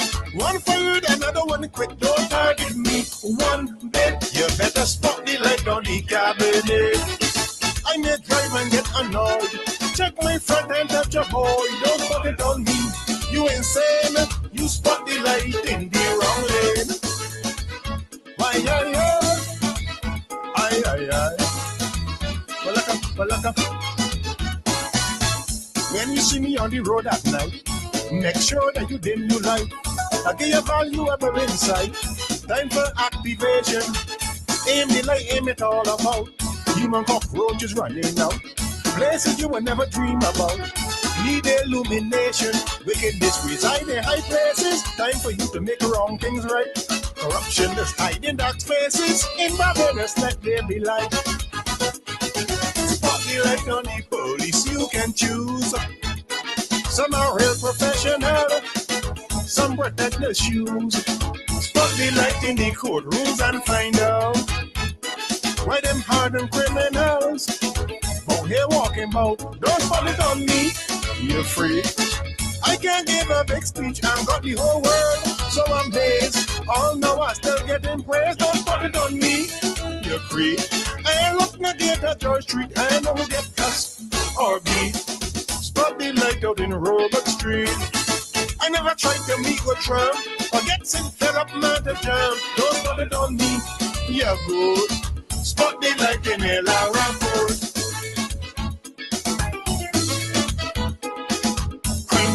getting worse. Spot the life on the AG first. I ain't laughing out none. Spot the life on the Kaisonian. Admiral my degree. Spot the life on my friend Gabby. I know what good for my health. Spot the life by a blinking self.